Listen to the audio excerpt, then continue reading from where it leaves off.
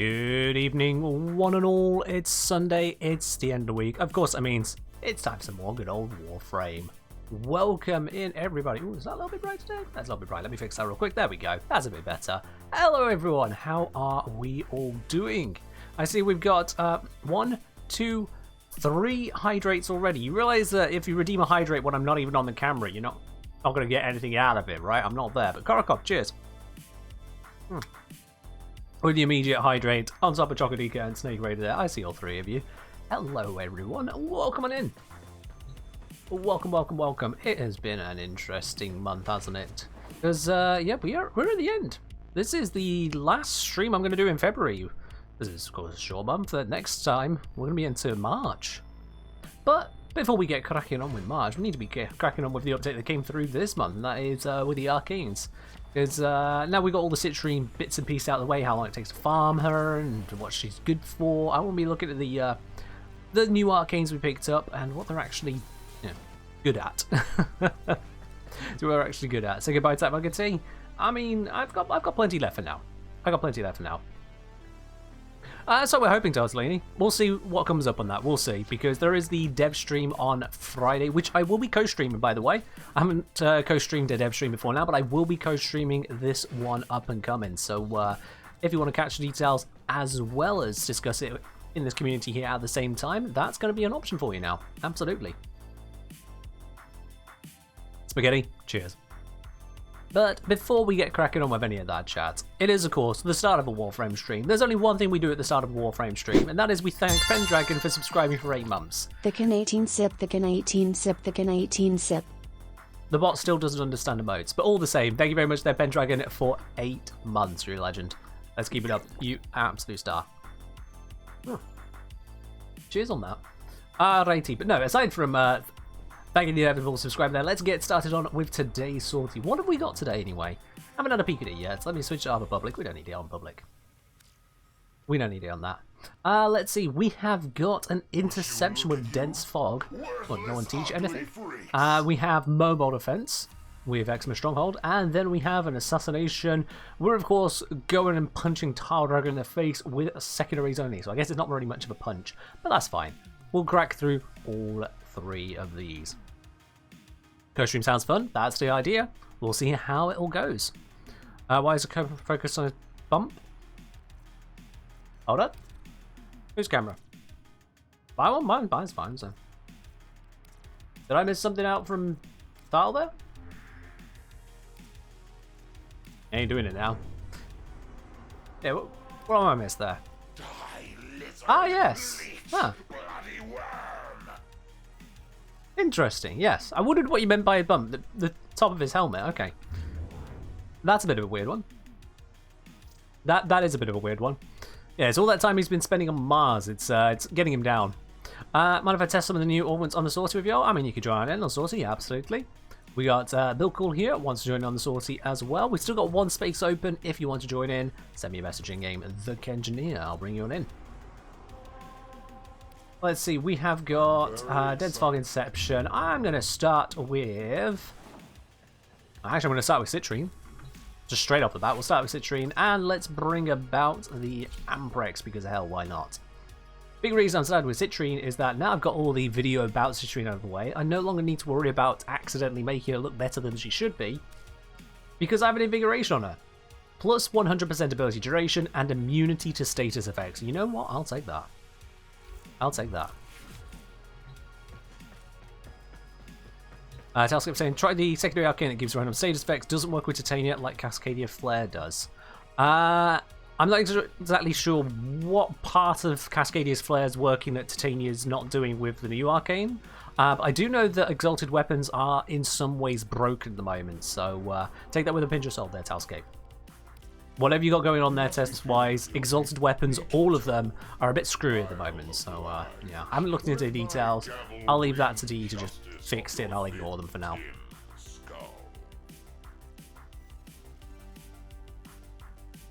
Alright, so we've got this Inception here. Looks like we got the 3 of us, so we're going to work just a little bit harder. Ray's using this opportunity to level up their jar. Fair do. Fair do.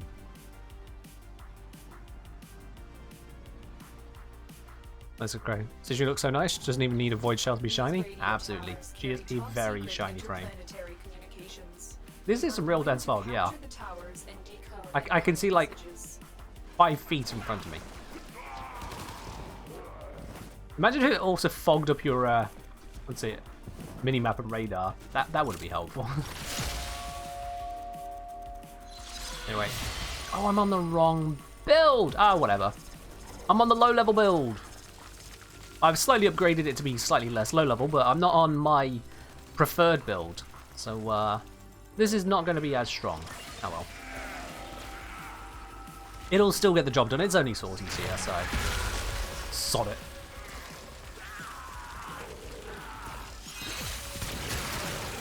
It still generates orbs. I still have energy.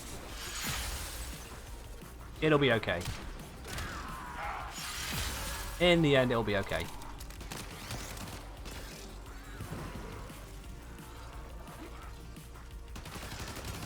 Where's that enemy? There's someone shooting at me and I cannot see where. Literally. Sounded like it was right there, but... no idea. Honestly, no idea on that one. Do chunk render distance or horror adventure maps? Something like that, eh?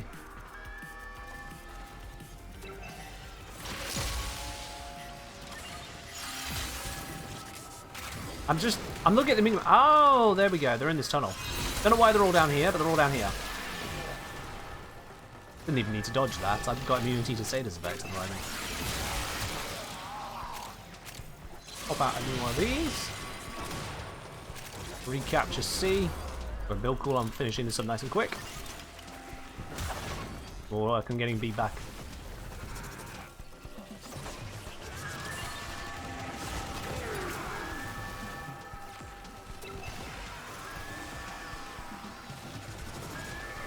D and A both under attack. If I head over to D, land straight on that guy, you know, that's how to do it. I was expecting loads to pop out with hyper-realistic eyes and blood. I think we're fine. That does not strike me as something that's going to be occurring here. Late for Salty, probably. Let's try. Oh, yeah, you got the invite. There we are. You might actually be able to join in. Really cutting it close there, but it looks like it's working out for you. Oops, I left my ability to run out.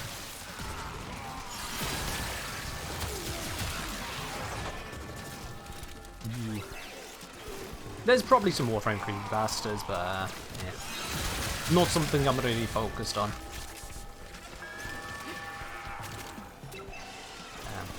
What is it about the enemy? Every single interception map, always, the enemy just absolutely love going for the D. Something about that.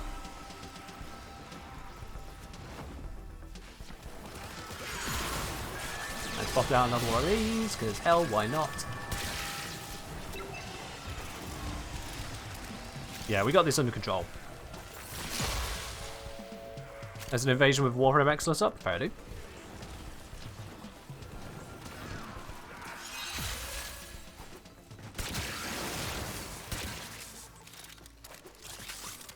You guys got to remember, with the mirror defense, I see a couple comments on that. With the mirror defense, it's strictly not actually a pity system, because it's not changing your odds as you go through. Whereas, say, the process for what do you call it? Yeah, the process for Talfoot shards, that's changing your odds, and the process for yeah, what do you call it? Getting lich weapons, the progenitors, and set up on that. So picking which weapon you're getting. That has a pity system. But technically, when it comes to mirror defense, it's more of a token system. It doesn't change your odds. It's just an alternative acquisition route done simultaneously.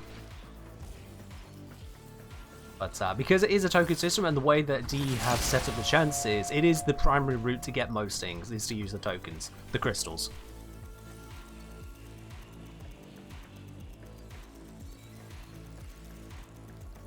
Oh, thank you for the offer, Sam. I appreciate it. I'll consider that.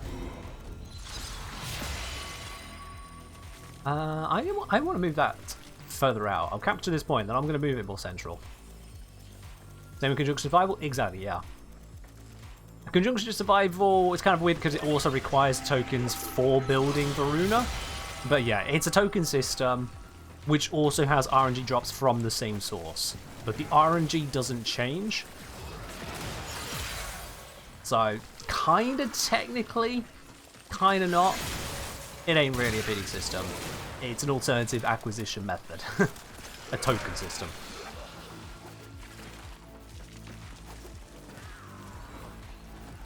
But yeah, it's kind of splitting hairs.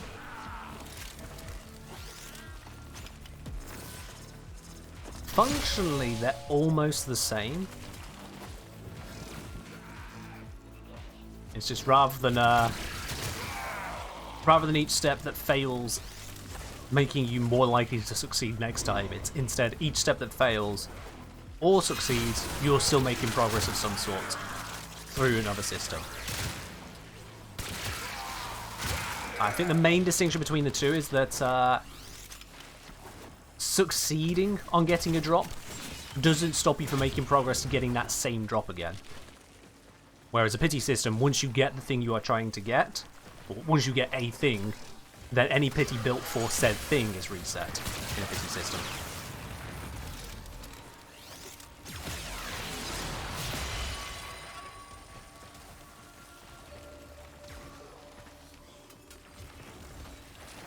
Will I be testing the damage the random status effects do? Whether they're based on the hit, the arcane, or just proc with next critical damage? I mean, I'd imagine it's going to be based on the weapon, but yeah, I'll check through as much detail as we can find to check through. Anything which could be weird or could be worth looking into will be looked into as much as we can during this. Once we get this sorted out of the way, absolutely. It's like with Citrine, all the different bits and pieces to go through in testing her. There was a lot. I don't think some people really understand just how many different things have to be checked in order to verify what I'm saying on a video.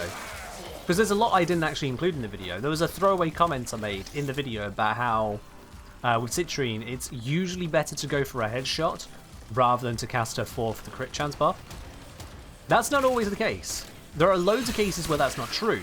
It's just, that is the main case of being true. And overall, it wasn't something I needed to linger on because it just gets very mathy. It does get very mathy. In fact, I put the exact math over on the map, over on Patreon. I also noticed a bunch of people asking, are you sure that the abilities are line of sight like you say? Which is an interesting question. Well, that one didn't hit, did it? Let's see. Let me find an enemy I haven't accidentally just outright killed. Are there some in here? There's some over there. Oh no, they're all dead already.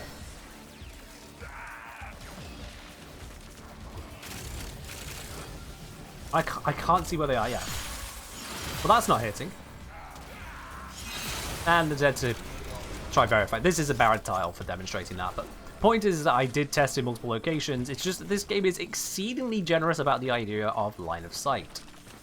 If you have not yet experienced this before now, it tells me you're either not playing many frames or not paying attention.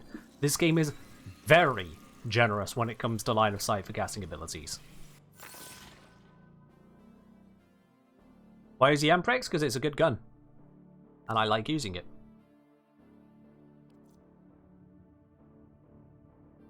Why not use the Amprex is perhaps the better question. Alright then, we have got next the Mobile Defense Xmas Stronghold. You know what? Featuring again, why not? I always learn so. Why not?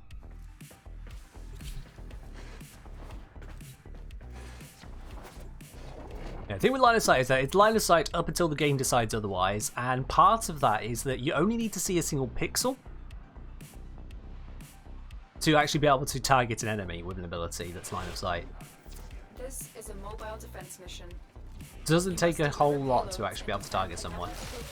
While I break into the network. Be prepared for heavy resistance. Are the best weapons Lich weapons? Lich weapons have some of the highest power in the game. Here's a fun fact about that though, you don't need to bring the strongest weapons to a sortie unless you are not able to use the strongest mods. I, on the other hand, have some absolutely bonkers stuff, which means that I can clear through the sortie quite handily, even with this weapon.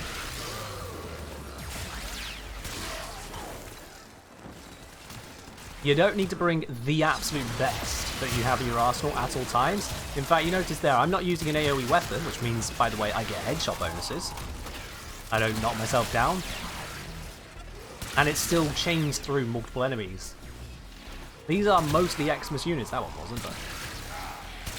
mostly Xmas, because this is an Xmas stronghold, and it still just kind of slaps them. And that was a terrible jump. I don't know why that jump was so terrible, but that was a terrible jump.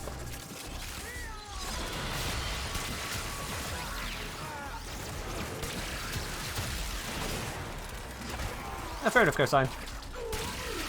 The meta is just what people are using. There is nothing more or less special about the meta than that one fact. The meta is what people are using.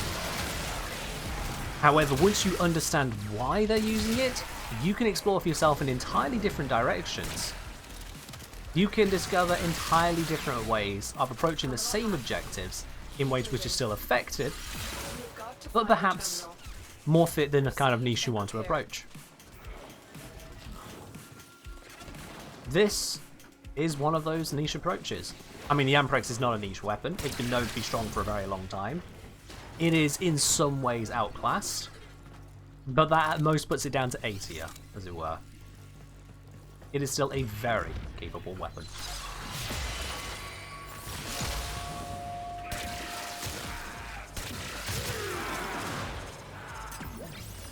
Yeah, it's still very capable. And this, as I mentioned, this is, I still didn't switch in between missions. This is still the lower tier build that I've got on Citrine here. I haven't improved it since the video because there's no point keeping an actual noob video forever. I don't need it. On the build, that is.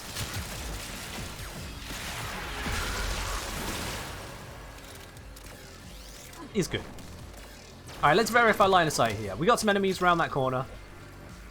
Actually, we got some enemies approaching from this way. If I do this here, you see that guy got caught in it, but this guy did not.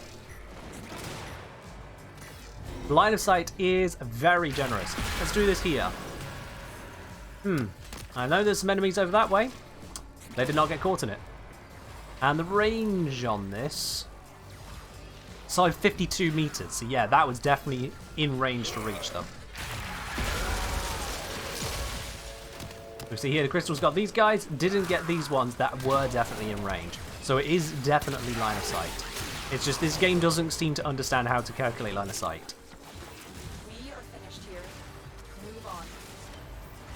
If anyone wants to question that, my simple answer to them is, go check for yourself. Do you hit everything within the AoE? Do you not? Okay, there's a line of sight check going on. Yes, you will hit some enemies which are in cover. That's because this game doesn't know how to do line of sight properly. Okay, so up to the door. Sorry, that's why I recast it back the other way. So it caught enemies which were in the same tiled housecape. That's why I just recast it there, looking back into the doorway. Do enemies block other enemies from line of sight? That is a bit of a mixed 1-2 answer, I'll be quite honest with you, because I know of at least one circumstance, I'm fairly certain of at least one circumstance where that can kind of happen, but it gets a bit funky. So I can't give you a solid answer on that one.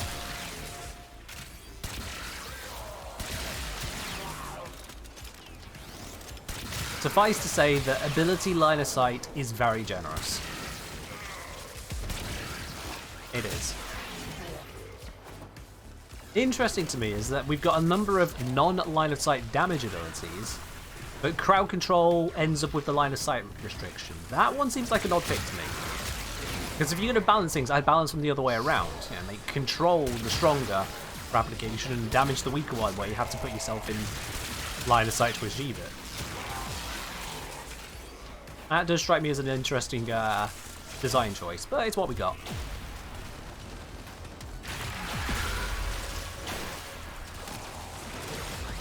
The odds were against us, Tenno, but we did it.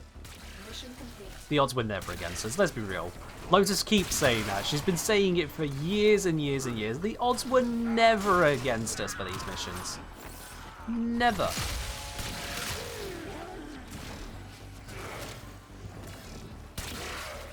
She just likes similar bigger stuff, I guess.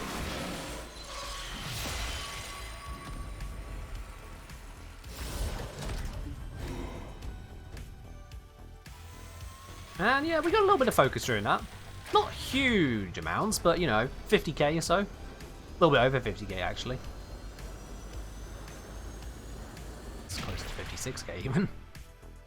Anyone knows Seb Mesmer skin charges? I'll be honest, I wasn't really paying attention to the Mesmer skin. When I'm using a tank frame, I don't expect to worry about damage.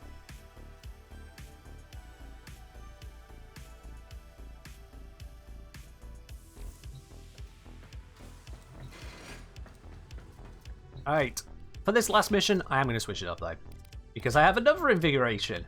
This one, bonus secondary damage, bonus ability efficiency. And secondary damage is quite interesting because we're about to go into a secondary only mission. Seems like a good pickup to me. The right button. I'm very excited now. I'm going to bring myself a Latum with bonus secondary damage and a Lavos with such high efficiency now. The Ophidian Bite, if I hit 4 enemies, will recover 7 seconds of cooldown on all abilities, and it only has an 8-second cooldown itself, so, yeah. That should do the trick. That should definitely do the trick.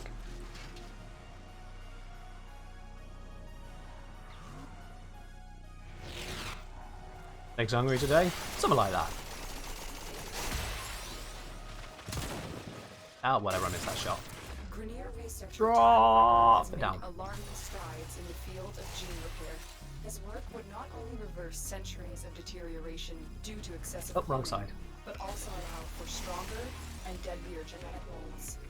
Eliminate Rigor. How difficult is it to calculate how lucky you are at getting core BPs? It's not terribly difficult. Let me see.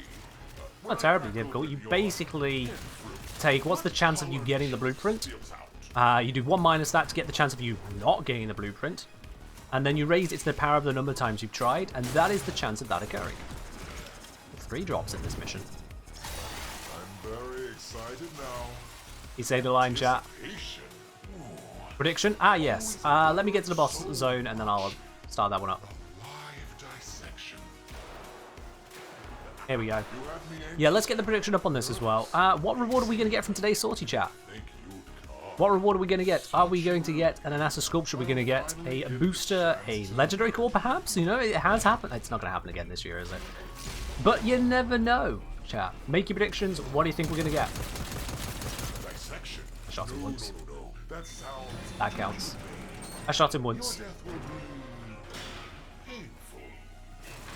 So Mr. God Reward's gone for pineapple. Fair, fair. Push it down on us if I have to. Use that blue spanner icon at the bottom of the chat window, chat. There you can make your predictions known. Oh, that actually hit through the door. Ha! Excuse me. Just gonna keep slapping them. Slap. Slap. Oh, they're dead now.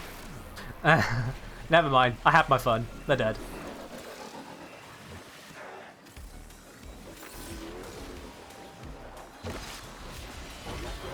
I thought I heard Marilina.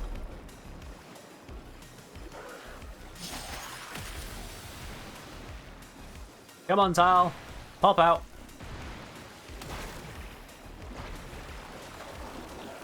Oh, there's still some enemies going around that are hiding from us. If I pop... Oh, no, here we go. God, the fact that he teleports is definitely a bit annoying.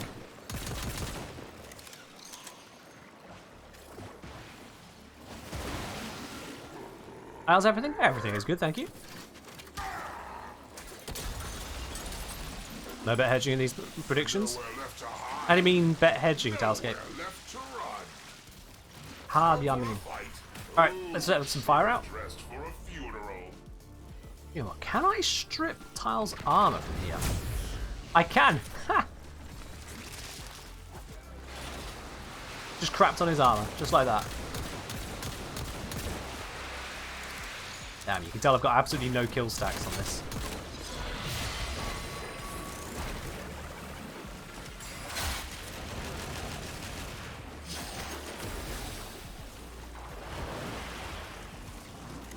Where are they at?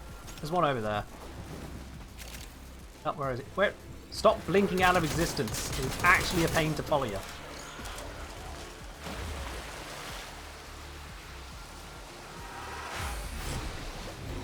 Where is he? Would you look at you? Seriously, stop teleporting away. I'm not that fast at reacting. I can't even look at the chat for a millisecond right now because he's just... Bruh. Pick someone to attack. Thank you. Oh my god, he was teleporting a lot there. Would not sit still.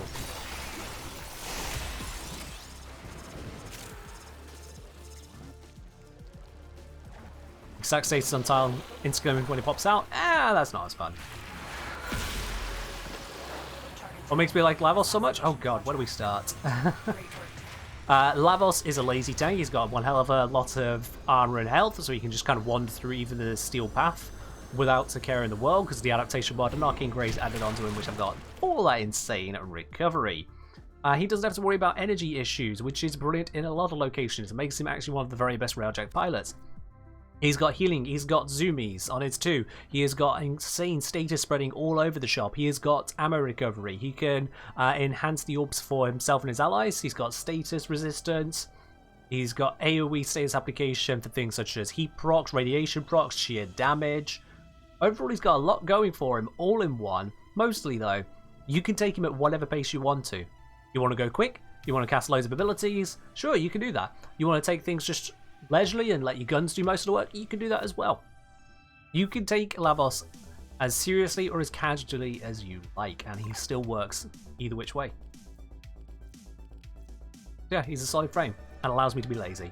And today we get an Anasa sculpture. So to those of you who gambled on Anasa, you are absolutely right. One more pineapple for the pile. Snake Raider gambling 1,652 spanners there. Snake, you're getting back quite a bit in return. Messages in your inbox. Oh, hello. And I've annoyed the stalker. Yep, that happens. Alright, Ronald says, so with a 11.28% chance, with conservative estimate of 70 runs in the last 3 to 12 months, how to work this out? I'm better at geometry than stats. Fair enough, let's work this out for you. I've got this up. Let's notepad real quick. For Ronald's sake, let's have a look at this here then. So you're claiming, you say that it's an 11.28% chance of Cora BP, okay? So chance of not getting it, oops, that is simply 1 minus 11.28%, and that is equal to, what is that? That is 88.72%, okay? Now you've done that, you said 70 times over, so we take 88.72%, which is otherwise known as 0.8872, and we raise that to the power of the number of runs that you have done. That boy, cheers. And so, if I just pop this into my trusty little calculator here, because yes, I have a calculator on my desk at all times, why not? I am a nerd. That comes out to, can we get that in real numbers, please? A 0.000229988 chance, which if we turn that into a percentage, we can basically take out that percent chance of that happening. Handheld calculator is always better because it's separate from all the windows. I don't have to mess up anything and load it up and whatnot. I've just got it right here. And yeah, that's pretty unlikely to happen. It's not terribly unlikely, but it is pretty darn unlikely. Because the other thing we can do with that as well is we can take the reciprocal of this, and for those of you who don't know that word, that means we take 1 divided by the thing. So we do 1 divided by 0.8872 to the 70. This gives us a value. Yep. This gives a value of 4,350, which means you have a 1 in 4,350 chance of this happening to you. And like I said, this looks like a really low number, but it's actually not that rare. It's less than 1 in 1,000 chance of happening, because that'd be 0.1%. But still, 70 runs without getting the Cora blueprint, that will happen to 1 in 4,350 people. And when you consider that Warframe likes to boast having millions of registered players, that would be thousands of people who would have this happen to them. Which is really quite something. That is really quite something. The Cora farm is not a gentle one if you have poor RNG. If you are down into the ones in thousands, then yeah, this experience will happen to you, Ronald. It's a bit of an oof, isn't it? It's a bit of an oof. The positive is that you can take stuff there to just level. It's normal Sanctuary Onslaught, so you can just level weapons, level frames, and kind of try to get it along the way. But yeah. Your friend claims this makes you lucky. Your friend is an idiot, Ronald. Because, one, they're wrong, and two, that is not how you comfort a friend. So I can say this on 2 counts, and you can clip this and send it to him if you want. Your friend is an idiot. All the best will in the world. Yeah. Your circumstance is not ideal. Anywho, with that little distraction aside, let's have a look as to the new arcanes. I'll be honest, I don't remember the names of them, so let's just kind of scroll through until I remember which one is which. I should only have one of each of them, so it'll be easier starting from the nothings. So we got secondary kinship. That was one of the new ones. I should probably just look up mirror defense, shouldn't I? Mirror defense. Oh dear. I don't think you quite caught me that time, Snake Raider. I don't think you quite caught me that time, but thank you very much for giving at least some people the EGBs on that one.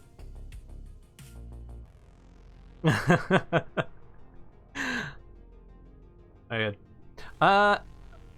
Too cool saying contemplating a purchase game in the game today, I guess. Top 3 things to know?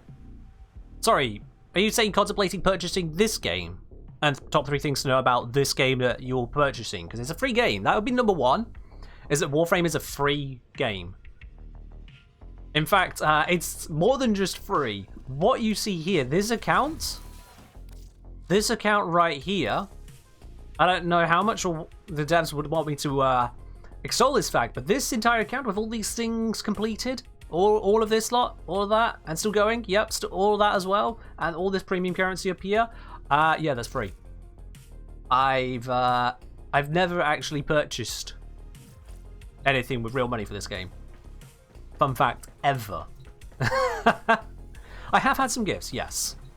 I have had some gifts. DE do supply me with some things. Since I became a creator for Warframe, they do provide me with some bits and pieces. So, full disclosure on that. For example, they gave me Citrine for free. They gave me Steplos and Carafel for free. The new augments, and one of each of the arcanes, just one of them. So since I became a creator for Warframe, yes. However, that makes up probably 1, maybe 2% of my entire inventory. It is a fraction of everything, because I've still gone through farming frames multiple times over for the helmet system. I've gone and got hold of the primes. I've gone and got hold of the weapons and the formers and the arcanes, this, that, the other. So yeah, you can kind of just play the game for free. How much money you put into it is entirely your choice, and it's usually going to be a combination of cosmetics and Warframe and weapon slots, if you're not trading for the premium currency from other players. So that's a big thing to know about the game. You can actually play it as freely as you want. Instead, you trade out playing the game, and if you enjoy playing the game, hey, congratulations. Not only did you get to enjoy it, you got to enjoy it for free. Brilliant. If there are bits of the game that I don't want to do, like, for example, I didn't want to go about getting hold of Arcane Eruption myself, because that would be this upgrade right here. This upgrade, I got hold of this one very recently as part of a video I put out about a new character in this game. And so I just took some of that premium currency and bought it off someone. And said premium currency I got from selling stuff doing that I did enjoy. You see how it works? This game has got a brilliant economy in that sense. Genuinely brilliant. I didn't accidentally equip that, did I? No, good. Right, Mirror Defense, let me have a look. What are the arcanes that came with this one? I need a quick list of them, because otherwise I will forget about 1,000 times over. It was primary plated around. It was secondary kinship, so I was right about that one. It was Arcane Double Back. It was Arcane Steadfast. And Secondary Encumber. Okay then. Those are the ones we're looking at. Let's start with Primary Plated Round, because this one is a very interesting one. This one is a very interesting one. So I've seen a lot of people have been like, I don't see a use for it, and well, it's not exactly an ideal one, is it? But we'll see what we can do with it. As I'll say, supposing Mirage clones count for kinship, we'll look into it. We'll look into it. So, let's start here. Primary Plated Round. When you get it to max rank, on reload, deal increased damage per round loaded based on max magazine size. Lasts for 10 seconds. My biggest complaint, look at this right here, is it just doesn't give you any more information. Like, I get it, Arcanes, they want to be a bit limited on this, but this one's got 5 lines there. This one is only using 4 lines. They haven't got more space left, for certain. They have definitely got more space on filling out the information box there. I mean, other Arcanes, are there any which are even longer still? Probably the Theorem ones. Look at that, there's quite a bit of text in the Theorem ones, so you can't tell me they ran out of character space. So I would have liked them to have actually included the numbers. Luckily for us, it's been a little bit of time since the update now. So someone on the wiki, or multiple people, have gone and figured it out. Let's bring that up onto here real quickly for you. Just make sure that is actually coming across. Also, by the way, flashbang. Whoops. Didn't warn you this time. Anyway. So the way it works is the maximum damage bonus is calculated by magazine to the 0.5 multiplied by 33.485%. I love that they put 33%, but they've got the little hover text there to show it's actually 33.485. Why it's 33.485, I don't currently know. So that's an interesting one. There's a night mode on this, top right, just in case. Ah, cool, yeah. So for those of you who have damaged eyeballs, I suppose you can turn on dark theme. Mine work fine.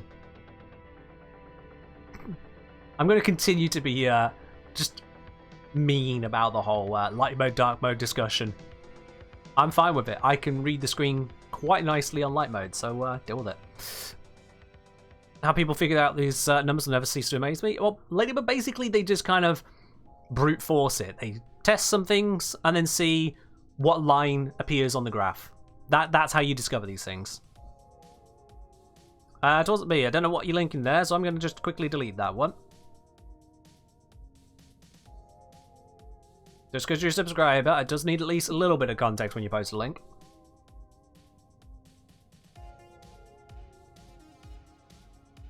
Anyway, so they've gone through and you can see with a 1 round magazine it gives you a 33% damage bonus, with 5 round it's 75%, 7 round it's 88.6%, and so on so forth.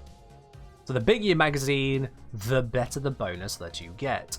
But an annoying part of it is that despite it being on reload for 10 seconds, so it's a relatively short duration, this only counts the ammo you have actually reloaded. Let's equip this one at the base rank, because it's the only one I have at the moment. Base rank, it looks like only the duration changes, maybe? We'll fire it down in just a moment. Let's head down to the simulacrum and demonstrate for you exactly how that looks like. Oh, I didn't realize we started Rage in the squad. Sorry, Rage. Nope. No offense, but this is a solo test. Make it nice and quick.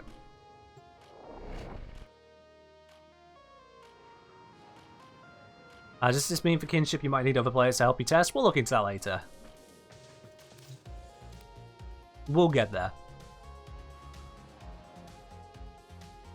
Okie dokie, so if I just fire off a few shots, let's get this all the way down to the bottom. Let's use up all 100 shots here. Because 100 raised to 0.5 is square root of 100, that is 10. 10 times 33% should give us 330%. Yeah, near enough. And you can see it at the top there. Boom. But it only lasted for a tiny amount of time because I've got only the rank 0 arcane. But if I only use 10 ammo and reload, it's only 33%. It is that much lower. If I use 1 ammo and reload, 3%. So it seems that there's multiple things happening at once there. Because if I now put this onto a... let's give me something single shot. Was it the Vectis? Single shot? Yeah, Vectis. Vectis is single shot. So let's put this on the Vectis real quick. Please tell me I have an arcane. Oh, whatever. I'll waste the adapter, it's fine. It's for science. The Vectis, I fire that, reload, 33%. So here is something very interesting to note. When I reload 1 round on the Vectis, I get 33%. You see at the top of my screen there. 1 round is definitely 33%. But when I go back to the Amprex here, fire 1 ammo and reload that, it's only 3%. So what we're seeing here is that whilst the bonus is calculated on your maximum magazine size, it is then divided, or sorry, no, it's multiplied by the proportion of your magazine you actually recharge. So let me grab the notepad. Do I have the notepad open still? I do. There we go. So maximum bonus is equal to mag to 0.5 multiplied by 0.33. And was it 485? I think it said on the wiki, something like that. Actual bonus is equal to max multiplied by ammo reloaded divided by mag size. So if you only reload 1% of your maximum magazine, you go from 99 to 100 ammo, you only get 1% of the bonus. Despite the fact that the bonus doesn't scale directly with mag size in the first place. How's this work with bows? I believe it just doesn't.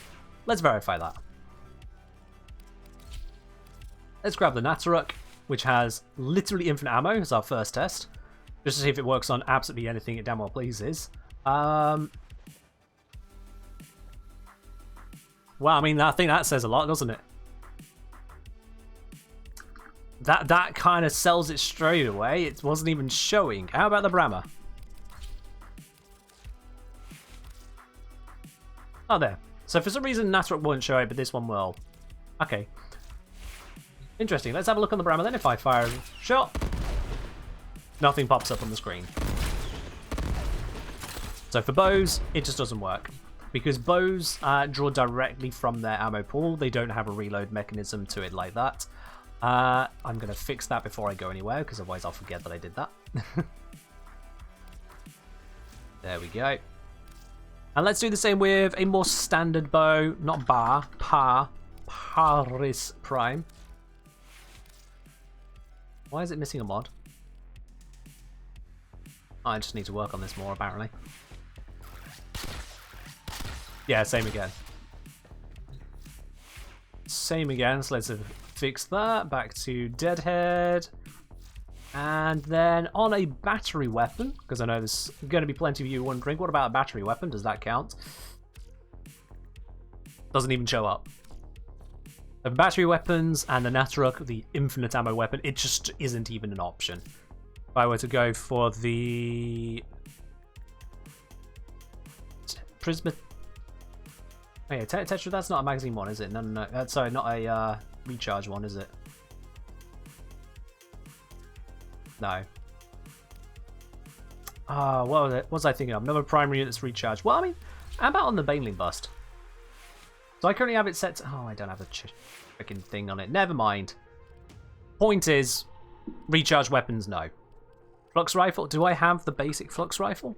I do not, no. That one's got a magazine. Yeah, basically, Jock. Basically. Kuva Heck. What? Talscape, I don't think you understand the assignment. The Kuva Heck has a magazine. You reload the Kuva Heck. It's not a battery weapon. Yeah, you kind of missed the detail there. We try it with the Tenet suitcase one. I mean, it's more than one, but 10 Envoy, that reloads, so that'll work. Has different fire modes. Different fire modes have nothing to do with it, Hellscape. Absolutely nothing to do with it. Your firing mode doesn't change your reload. Your reload is your reload. Plasmor is again a reload.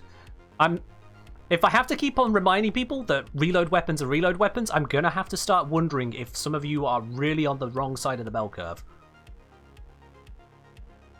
Let's be real now, chat. I don't want to have to start ignoring people outright, but if you keep on asking random weapons that are clearly reload weapons, I am going to start mocking you liberally. Come on now, don't get me on that line. I've done this before, I will do it again. So let's look at the weapons which can actually use this then. Now, where the circumstances get interesting on this is that because the bonus lasts for a maximum of 10 seconds, and that's when you get the full arcane. As you see here, I'm still only getting 3 seconds on it. In order to actually get the maximum bonus, you really do need to deplete your magazine. Because even after firing for this amount of time here, the arcane would have easily run out by now. But I'm still not going to get the maximum bonus. Oh, well, it's time to reload. Yep, there we go. 3 seconds, I burned through 23 ammo. Oh, I'm only getting 77%. So, taking that into consideration, you need to have a combination of both high ammo and high fire rate. What happens with the Knell? The Knell is a secondary weapon. What about the Tsar? Okay. I mean, I'll give you the Tsar is reloaded in a different way, but, you know, let's just, again, grab the ammo maximum, which is 5, and the magazine is 5. That's the important bit, so let's fire it and reload it. Working through this. What happens when you use an entire magazine and then reload it? Oh, now that is quite interesting. That is not the interaction I expected. I take it back there. Radix, I take it back. That is a stupid-ass interaction. D, what the fuck is that? What the fuck is that? It resets the timer? Why? That's a Wes. Thank you very much for subscribing with your Prime. Welcome to the channel, proper, my dude. Oh. Cheers indeed on. Why would they make it this way? It's already niche enough.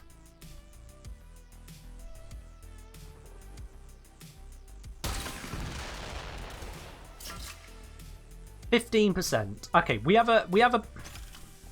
So hang on, because we have a. Oh, this is getting worse the more I think about it. Death Dragon, thank you very much for subscribing with your Prime, dude. Welcome to the channel proper. Oh. Enjoy your lovely blue badge emotes and your ad-free viewing. Not to mention access to a supporter tea lounge. Okay. Let me put this out for you. This is what I expected. Each loaded shot would add on more bonus up to the max, i.e. that would be 5 to the 0.5 times 0.33485, I think it was. And that bonus I was expecting to see in total then, 5 square rooted multiplied by 0.33485. I was expecting that to give us a 74.9% bonus. That's what I was expecting. Instead, it's giving us 1/5 of that. It's giving us 15%. And then if I fire off multiple of these, as we reload, you see it's 15 reset timer, 15 reset timer. So it recognizes the larger magazine, giving us an elevated bonus, but it never then actually scales up. Are you kidding me?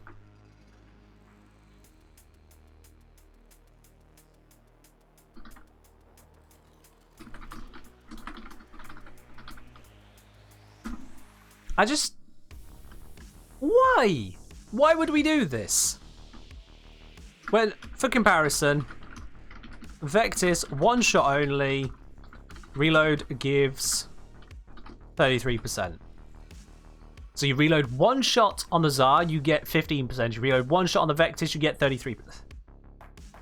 Oh boy. Oh boy. Comb is pretty good with plated rounds. I'd imagine because it has a load of ammo and it reloads all at once. So let me grab something like Strun. How many shots do you reload? It's your magazine of 10. Yeah, that's higher than a Felox, isn't it? Actually, let me grab my Felox real quickly here. This one I've got set up for a magazine of 13. Beautiful. Beautiful. This should really annoy the hell out of me. This should annoy the hell out of me here. So, we use up all this ammo. And the reload gives us 9%! 9%! Alright, so this is definitely not designed to be used on one at a time reload weapons.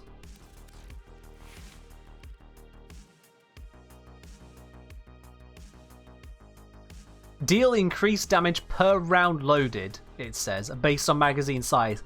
Why would you phrase it like that? You can see why I might have expected it to have worked this way. Deal increased damage per round loaded based on max magazine size. Who phrases it like that if you're then not going to give the full bonus to weapons that reload round by round? Why would you phrase it like that?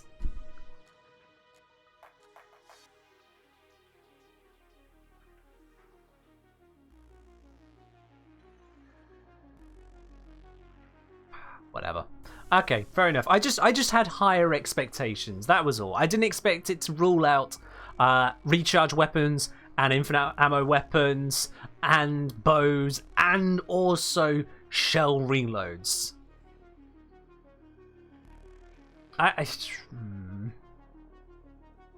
Alright, whatever. Whatever. That happens. So you just don't use it on those weapons then. There are some weapons where it's an option and you just shouldn't use it on them. Ever. No one needs 9% additive damage bonus on their Felarks.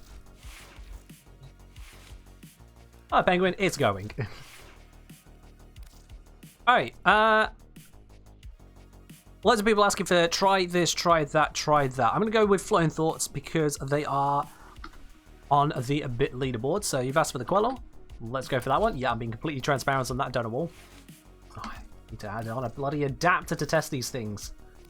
What do I look like? I'm made out of Steel Essence D? Alright, Quello.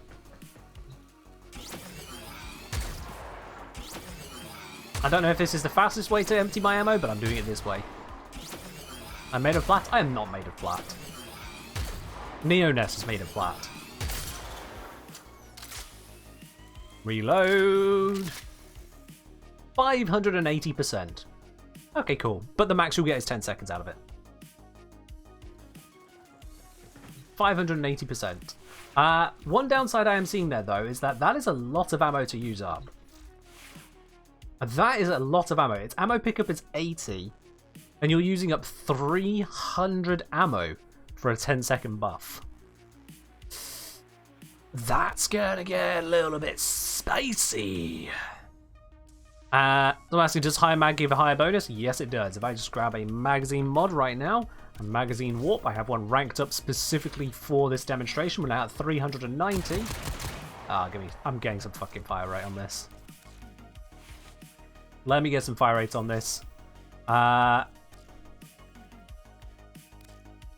Shred, yep, that'll give us a load. Speed Trigger, that'll give us a load. Vigilante Fervor, that'll give us a load. File Acceleration, that'll give us a load. There we go.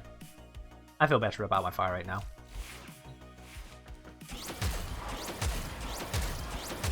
That's a bit better.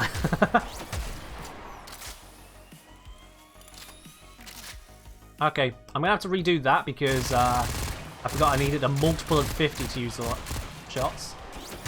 There we are. Okay, max we can get here then is 662% with normal magazine warp. Okay, cool. Now, let's see. I'm going to cast an ability that has a long cooldown, and then I'm going to start firing when it Catalyze goes on to cooldown to get a timer next to it. When it goes on cooldown, I'll start firing. How quickly can I burn this entire magazine? Okay, so it took me 6 seconds with absolute maximum fire rate to burn the whole magazine there.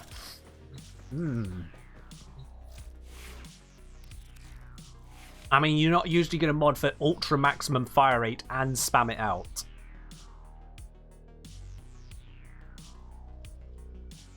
Because, like, this setup here, I mean, I could maybe justify this amount of fire rate bonus.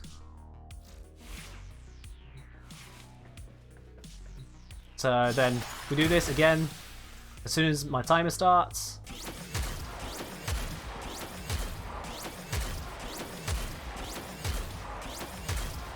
And firing off the last shots.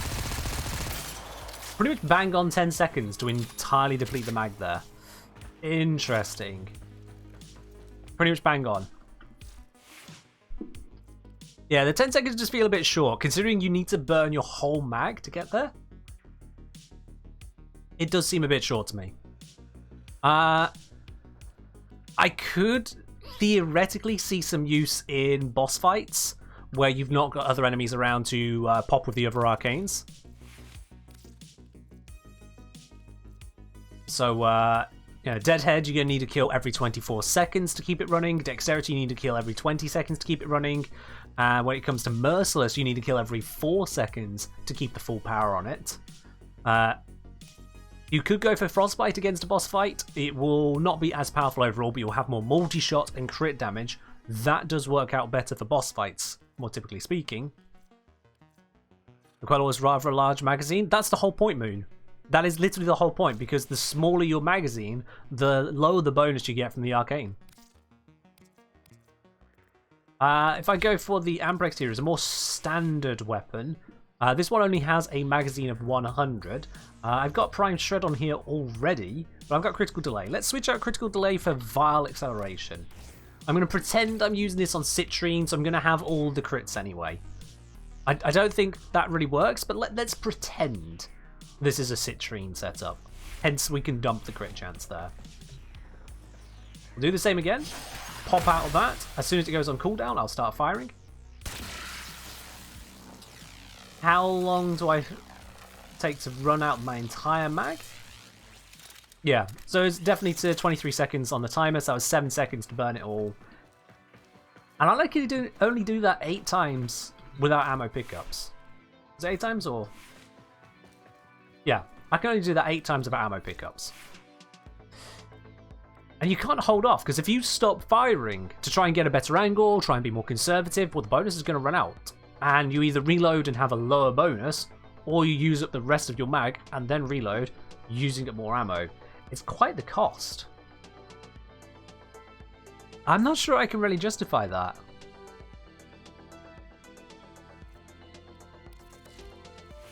When you consider that you can go for Frostbite, apply cold status effects, and be Gucci on that sense. That doesn't work if you're against something that doesn't take cold status at all, and that would then make primary plated rounds just the only option. But it does still feel very tough overall. It does feel very tough to enjoy that one. Yeah, boss fight's not known for having ammo drops, exactly. So you'd be forced to have some kind of ammo support along the way as well, if you are hyper burning your stuff.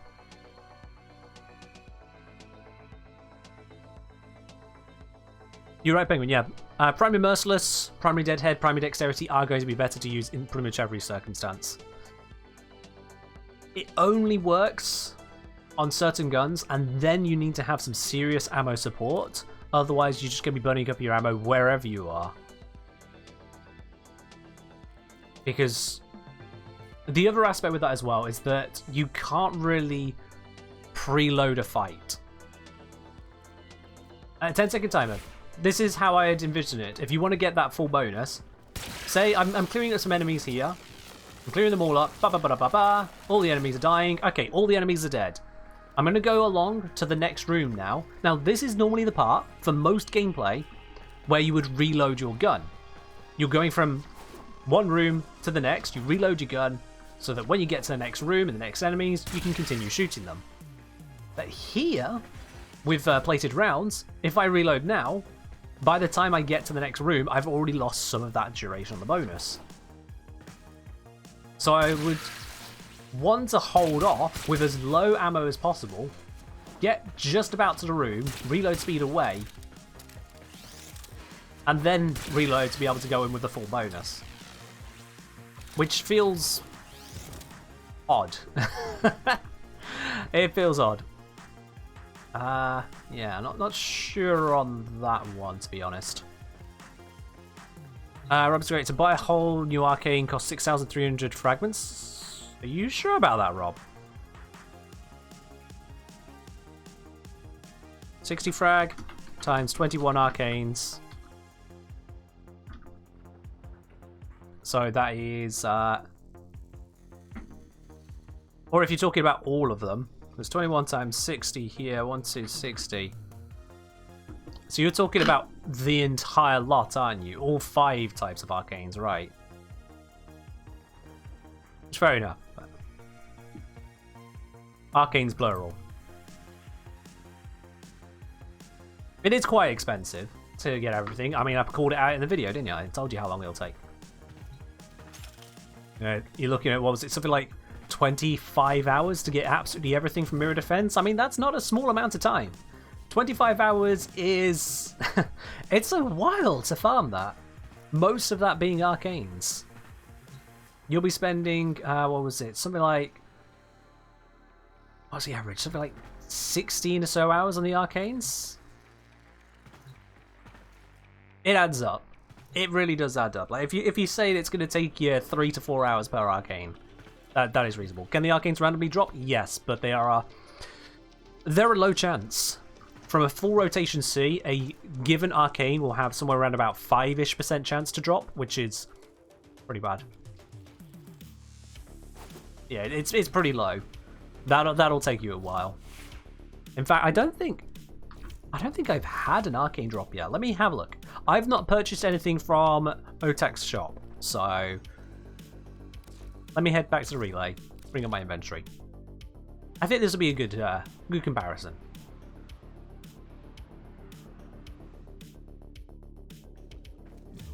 Let's have a look here. Inventory. So first of all, Rania, I have 1,178 crystal fragments. That's how much I've done in terms of farming so far from Mirror Defense. Which is not quite enough to even get an entire arcane, so bear that in mind. 1,178. So we have Kinship. Nope. Only got one of those. We have got Plated Rounds. Nope, only one of those. Double Back. Only one of those. What were the other ones called? We got Steadfast and Encumber. Steadfast, one of those. And Encumber, one of those. So in nearly enough fragments to get an entire arcane maxed out, I still haven't actually picked up a single arcane. Each one of those was a gift from DE to actually just be able to test them. So yeah, it's going to take a while to get arcanes. It's going to take a while to get them.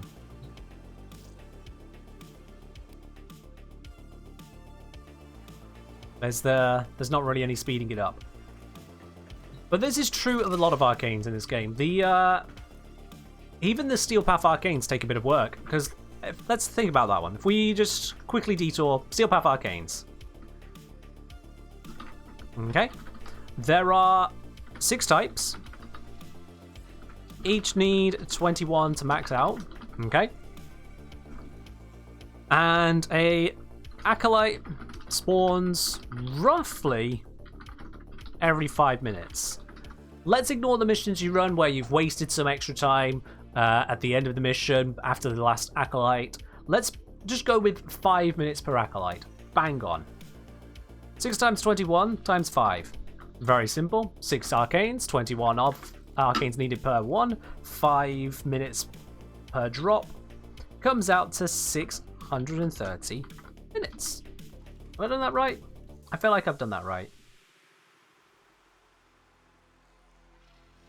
And this is considered your bog standard arcanes that everyone needs to get a hold of.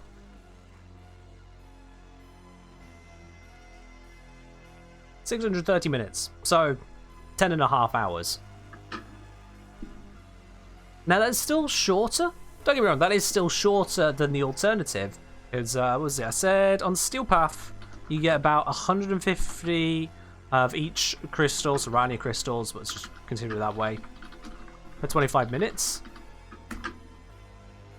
And we said that you need 6,300 crystals, 5 maxed arcanes. 6,300 divided by 150 times by 25 gives you, very simply, chat, 1,050 minutes. I mean, yeah, that tells you pretty confidently there how much longer it's taking. The Steel Path Arcanes, maxing out a full set, which doing alongside other content, including alongside the Mirror Defense if you wanted to, 630 minutes. That is quite a bit more, isn't it? What I've basically said there is that you could farm out... Have I basically just showed you most likely get a full set of the Steel Path Arcanes and then some in the time it takes you to get the new Arcanes? Have I done that math correctly? I must be missing something, because that sounds ridiculous.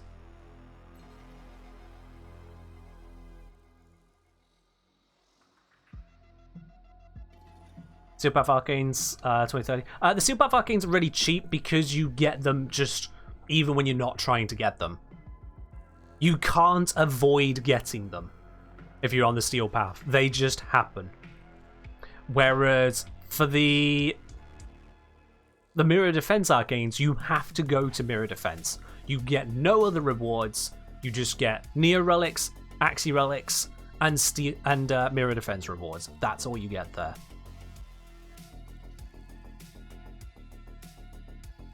Oh yeah, there's a case of duplication Towscape, but if you are running for nearly twice the amount of time that it takes to get a full set's worth, then you are going to be maxing out sets.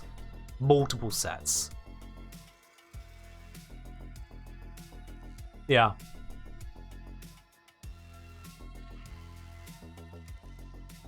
Alright, okay. Some of you are getting really uppity about the whole, oh, but you'll get multiple sets. Do you really want me to simulate this?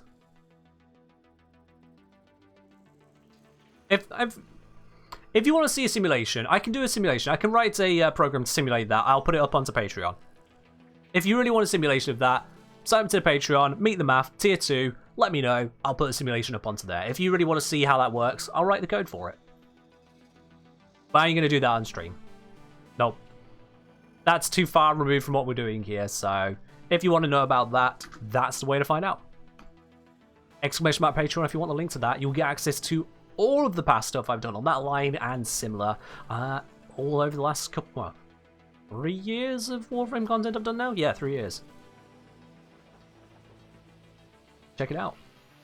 Alright then, so, plated rounds. We've already said now it's taking a long time. We can round it down to about 200 minutes.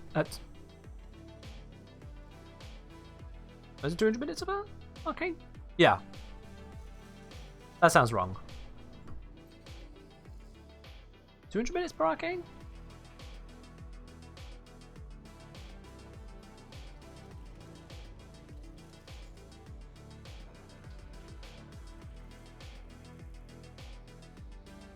Yeah. I don't know why that sounds wrong, but yeah, that's 3.5 hours, so it's still a while. If you're being efficient about it, 3.5 hours per arcane. Okay. Let's just run with that number. Some people it's going to be 4 hours, because not everyone runs with a Titania. I've gone into multiple public missions, and only once have I seen a Titania other than me in a public mission. So I don't know what people are doing. I've seen all kinds of other frames.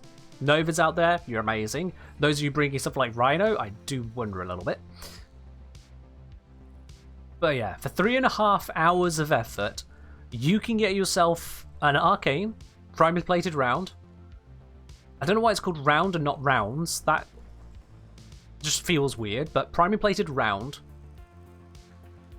which allows you to have a weapon which either burns through its ammo ridiculously quickly just so you can get the full bonus on it, because if I reload there, I'm only going to get 75% of the bonus.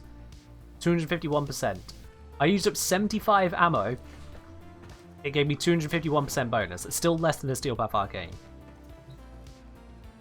So it is limited to boss fights. I really am struggling to appreciate this Arcane.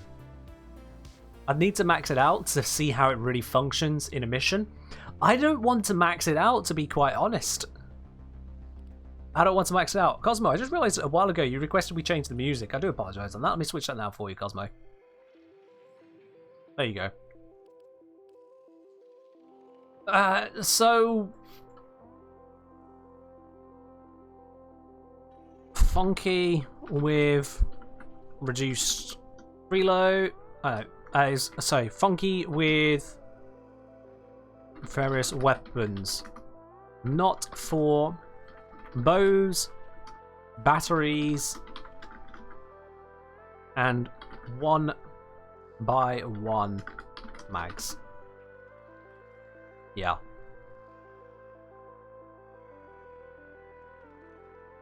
I mean, the only reason I'd want to max out the Arcane will be to test and see, well, hang on, for those few weapons where it may be worthwhile, is it actually worthwhile, or do you burn through too much ammo for it to even work? And if the conclusion is, well, you can use it on like a dozen weapons, and then you have to use Carrot or Lavos or Protea to make it worthwhile, why even make a video at that point? I'm fine ranting on stream, but I'll be quite honest, if I put out a video ranting about everything worth ranting in Warframe, I think people would get tired of watching my content very quickly. Let's be real.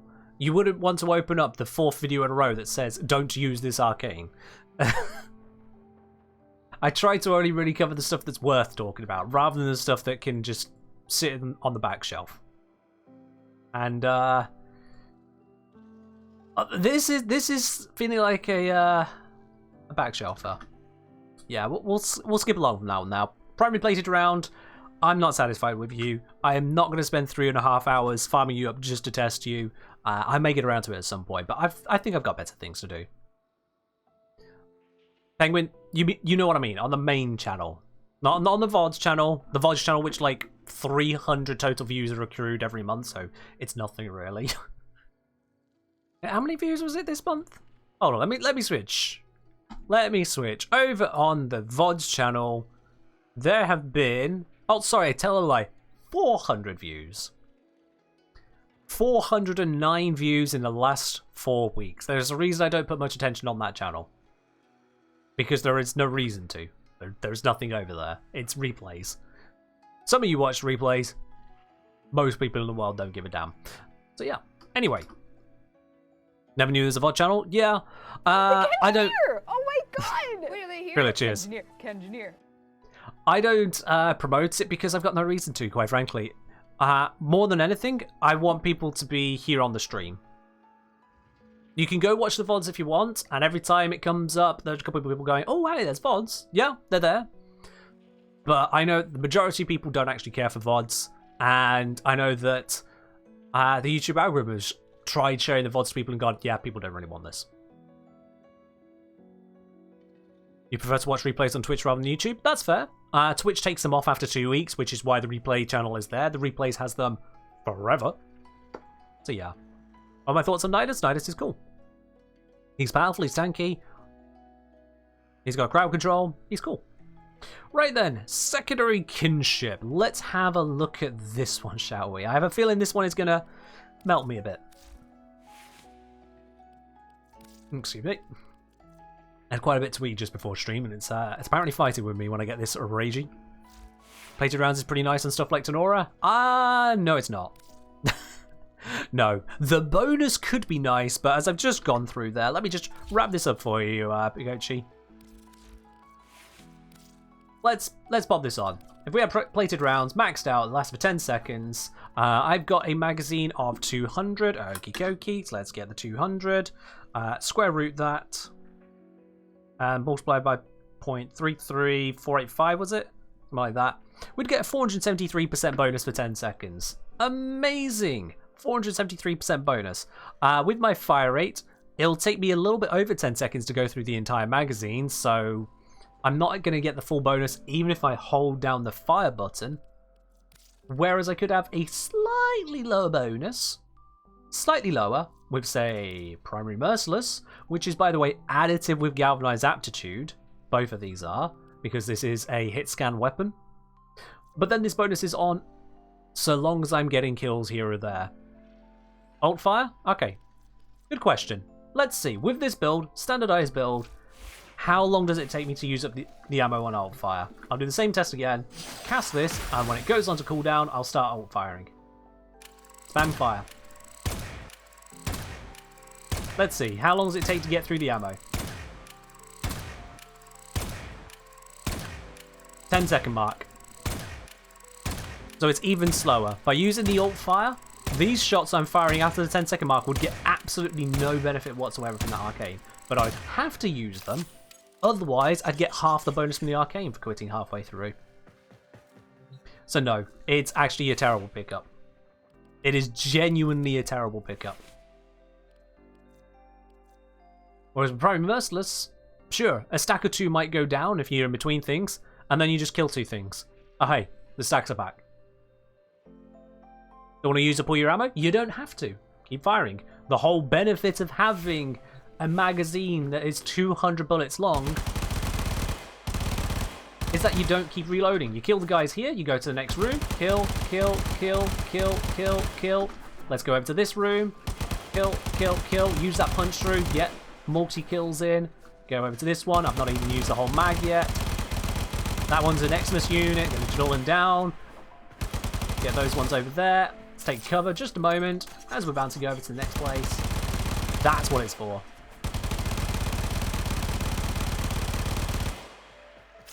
So, yeah, the arcane, the duration on it is just murder. It's just murder. So yeah, I'm not okay with it. I don't have a good enough use for it. It could theoretically be usable in a boss fight, but you are mostly better off either... A lot of boss fights will have trash mobs that you can just smack around with dexterity along the way, get yourself your stacks there. Dexterity and Deadhead, both of those will work. If there's nothing along the way whatsoever, nothing in the boss fight, you can go for the cold status effect with Primary Frostbite. Yeah. I'm seeing a lot of you who are finding it rather funny that I know how to actually roleplay a scenario when there's no enemies there. Do you forget that I do play Dungeons & Dragons?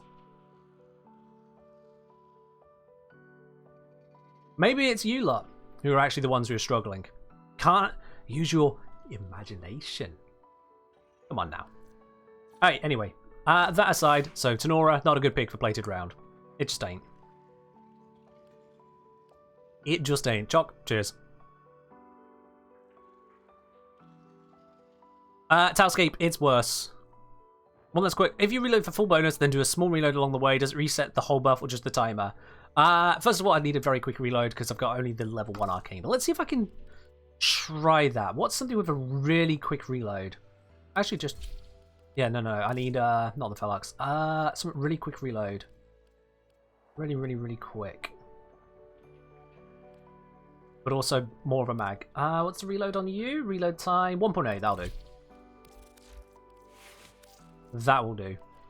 Let's finish the testing on this one, based on that one last question. We'll burn up the ammo.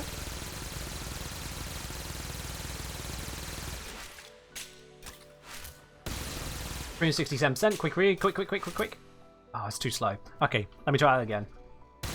I wanted to verify with a reload during the timer, and I don't have the 10-second timer.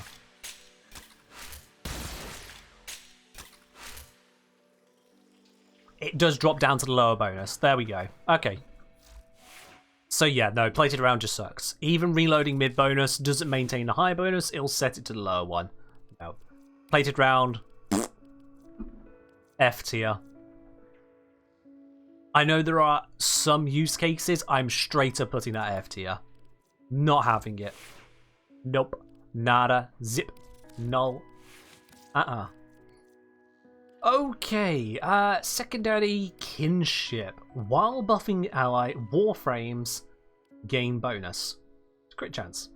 While buffing ally Warframes. Okay. I should probably equip that to, let's equip it to something that's not the Latum. This is going to hurt people if I put crit chance on a Latum. Let's put it on the Magnus Prime. This makes a bit more sense. How does it work on the Shron of Felox? It works by rewinding the stream.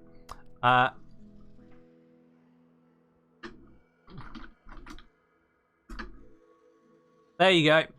Chocodika, just below my text there. There you go. You missed something. Have a look back. We're clearly done with that arcane, so check the reload. A replay even. Right then, Magnus Prime. Yeah, I want a buffing frame. Let's grab Mirage. Someone suggested that could be funky. Cataract, thank you very much for subscribing with your Prime. Welcome to the channel proper. Enjoy your lovely blue badge, your emotes, and ad-free viewing. Welcome on in. And thank you very much on that. Now, how long do you gain the kinship bonus? It's while you are buffing them. That's what it says, while you are buffing. So, total clips. Yep, that's going to bonus the allies. Cool. So, if I boost myself, yep, we can see I've got a 3% bonus right now, secondary kinship. How lovely. Someone said that Mirage clones count. Mirage clones do indeed count. Excellent. What are Archon mods? They are mods from the Archon shop that you get from Carl's Garrison. For more information, check out the wiki. So yeah, it definitely does buff up yourself from being with Mirage. Mirage is going to love this one, apparently. But the question is that if it buffs up Warframes, can we get it any higher? Is there other stuff that will count for it? What about Necros?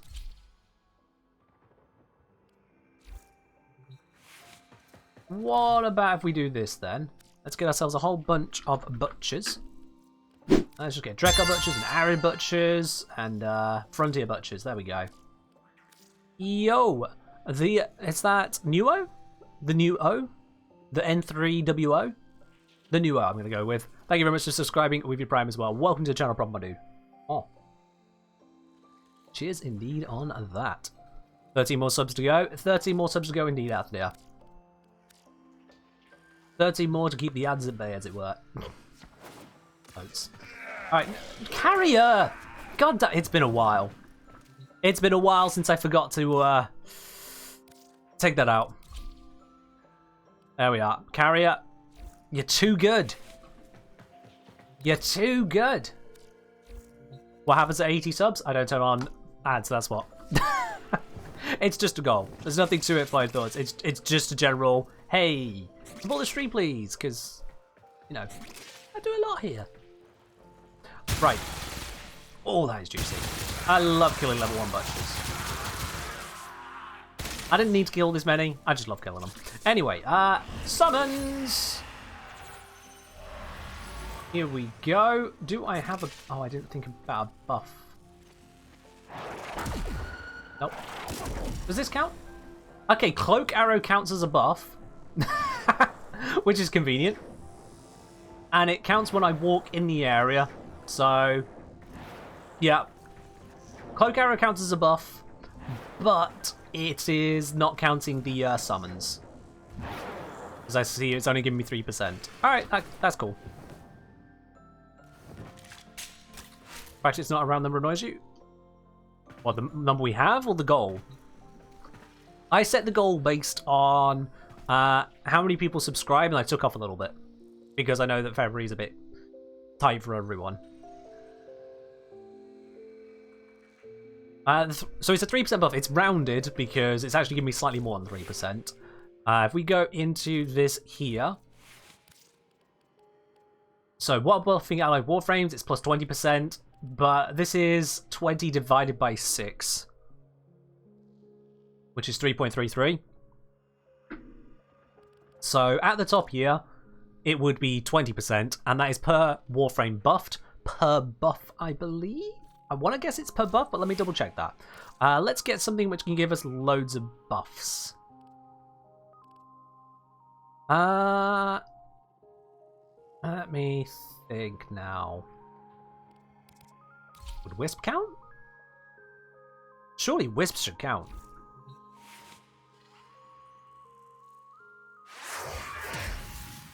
At 3%. 7%. Yeah. So wisps 3 motes do count. Each of them is a separate buff, so that's good. Octavia. Ooh. That's a question. Octavia. Let's have a look on Octavia. So that gave 3% already. Go invisible. Gives us another.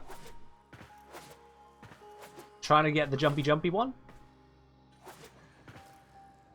Is it? Oh wait, no, it's the melee one I'm thinking of. Come on. Come on. I can get it. God damn it, Glaive. Work with me here. 90%. There we are. I can slowly work up additional buffs.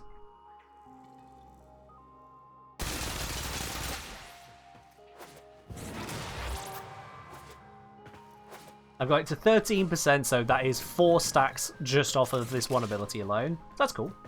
If I pop down this, that's another buff. Yep, so that counts. But that one doesn't count. Obviously, it's not a buff. Alright.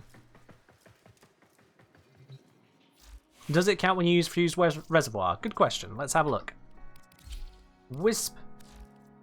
Do one of these builds just have it on and I can just use it and call it a day? Gonna be like that. With Spire Fusion, I can check on that build at the same time. That works. Okay, so first of all, Fused Reservoir. All 3 buffs at once. Good. Yep, that counts. And then this also counts. Yep. Okay, cool. Alright, cool. So yeah, the different buffs you can get from abilities do definitely count. For the Octavia one, you do need to actually activate the buff, not just start it, but yes, you can indeed get there. Titania people have been mentioning as well. Video asking, hey Kenji, do you have any tips for me? I'm wanting to move from Switch Warframe to PC Warframe. In terms of moving, I don't really have any tips offhand. It's just the same game but on a different platform. You're starting a new account. That's all there is to it, really. Nut boy, cheers. So far, we've looked at Plated Round Jedi. We're currently looking at Kinship. Okay, so let's have a look here. So I can activate this buff.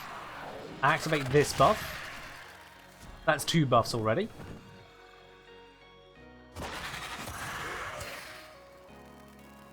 And that's another one. And that's another one. Oops. And that's another one. And that's another one. So I have got myself there.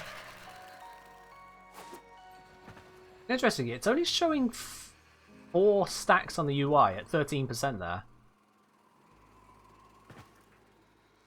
Only showing 4 stacks on the UI. So some things are not being counted as buffs. And I'm not sure what. Now it's down to 10%. Did that run? Oh, wait. Oh, hang on. Alright, let's reset everything. Let's reset. Okay. What's counting there? So, this one. That's giving me 1 stack. It's giving me Spellbind. But is it counting Spellbind or is it counting Upsurge? What's going on there?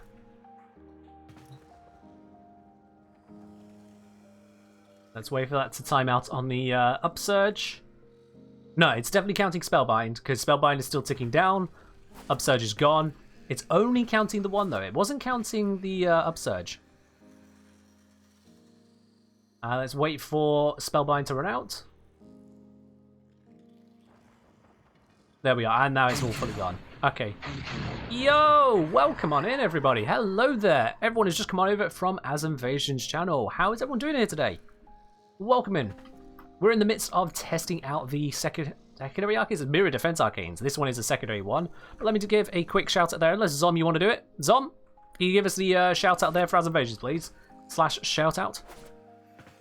Because they definitely deserve it. Welcome in, everyone. Hope you had a good stream as well, Azim. What have you been up to? What have you been up to? Let's see, if I cast this one... Okay, so that's giving me the buff there from Eclipse. This is giving it there. Yeah, so, to fill in, those of you who just arrived, what we're doing. I am in the midst of testing out the secondary arcane. No, I said it again. Mirror Defense Arcanes. We're on secondary kinship. Prime and plated rounds, I have registered as just being terrible. Just terrible. It's got some niche uses. Those uses are so darn niche. I am not going to give plated round a lick of my time. I'm not even going to farm it, chat. That's how rough it is. So we're on to secondary kinship to hopefully find that this is somehow better than that one. We're hoping that this one is somehow better. But welcome in. For those of you who don't know me, I'm the engineer, solver practical problems in Warframe. If you need to know a mechanic of this game, I'm probably your guy, unless it's an Eidolons. Don't ask me about Eidolons, I don't touch them. They annoy the hell out of me. Everyone's got something, and for me, that's that. That's just how it goes. You'll be finding resources to always test stuff. Fair do, fair do. Alright, so some of these buffs from Titania were not activating the arcane. I want to see which ones. So, starting with Thorns. I activate Thorns. When I pick it up, the arcane triggers. Okay, so Thorns does. Oops, didn't mean to rock him, but sure, why not? Let's just go pick it up again. Yoink. Next one then. That one did not trigger it. What was that one? So Dust does not seem to trigger it. Interesting. Next one, we got Full Moon. Full Moon does trigger. And then Entangle does not. So, yeah, it's debuffs, yeah. So it's not a evasion buff on you, it is a debuff on nearby enemies. So, yeah. It verifies that those two definitely will not count, despite the fact they are helping you because it's directly against enemies. It doesn't count as a buff. Fair enough then. So Titania, by default, can get out 3 buffs. That's Spellbind, and then 2 from her second ability. You can subsume on a 4th one. I've got Eclipse here. But that's as many as you can get. 4 from Titania, and then multiply it by the number of allies. Interesting. Interesting. Arcanes means almost nothing now? No, I disagree. There are things that the Arcanes can do that aren't already covered. Does Citrine's passive count as a buff? That is a good question. Is she permanently buffing herself? Yes. Yes, she is. We can see that right there. It's giving me 3%. If I switch off of that to Neja, we'll see, boom, it's gone away. Some buffs are sticking around because the Simulacrum is breaky. Okay, let's leave and return. The Simulacrum is beginning to break there. I'm noticing some buffs that shouldn't be there. So let's reset and be certain. Eddie wants to switch over to some EDM. Yeah, let's do that. Let me just... I've opened up the notepad. Let me just switch over to a little bit of EDM for a bit. There we go. Razorwing Blitz wouldn't really matter for kinship. True, yeah, because it'll be on the wrong weapon. Okie so, Neja, as we can see, no buffs, just by existing. If we switch on over now to Citrine, who is right there. Citrine, yeah, immediately triggers the buff. So Citrine does count as buffing for the case of secondary kinship with her passive. We then activate this, that's another buff. We activate this. This counts as 1 buff, not 2. Bear that in mind. Even though it gives status chance and status duration, it only counts as 1 buff. But Citrine innately can give you 3 buffs simultaneously. That's cool. That is cool. Okay, so what does that actually mean in terms of the values then? With secondary kinship, it gives you up to plus 20% critical chance per buff allied Warframe. This is only counting Warframes. It is counting Mirage clones, but it's not counting Necros summons. So we got that to verify with.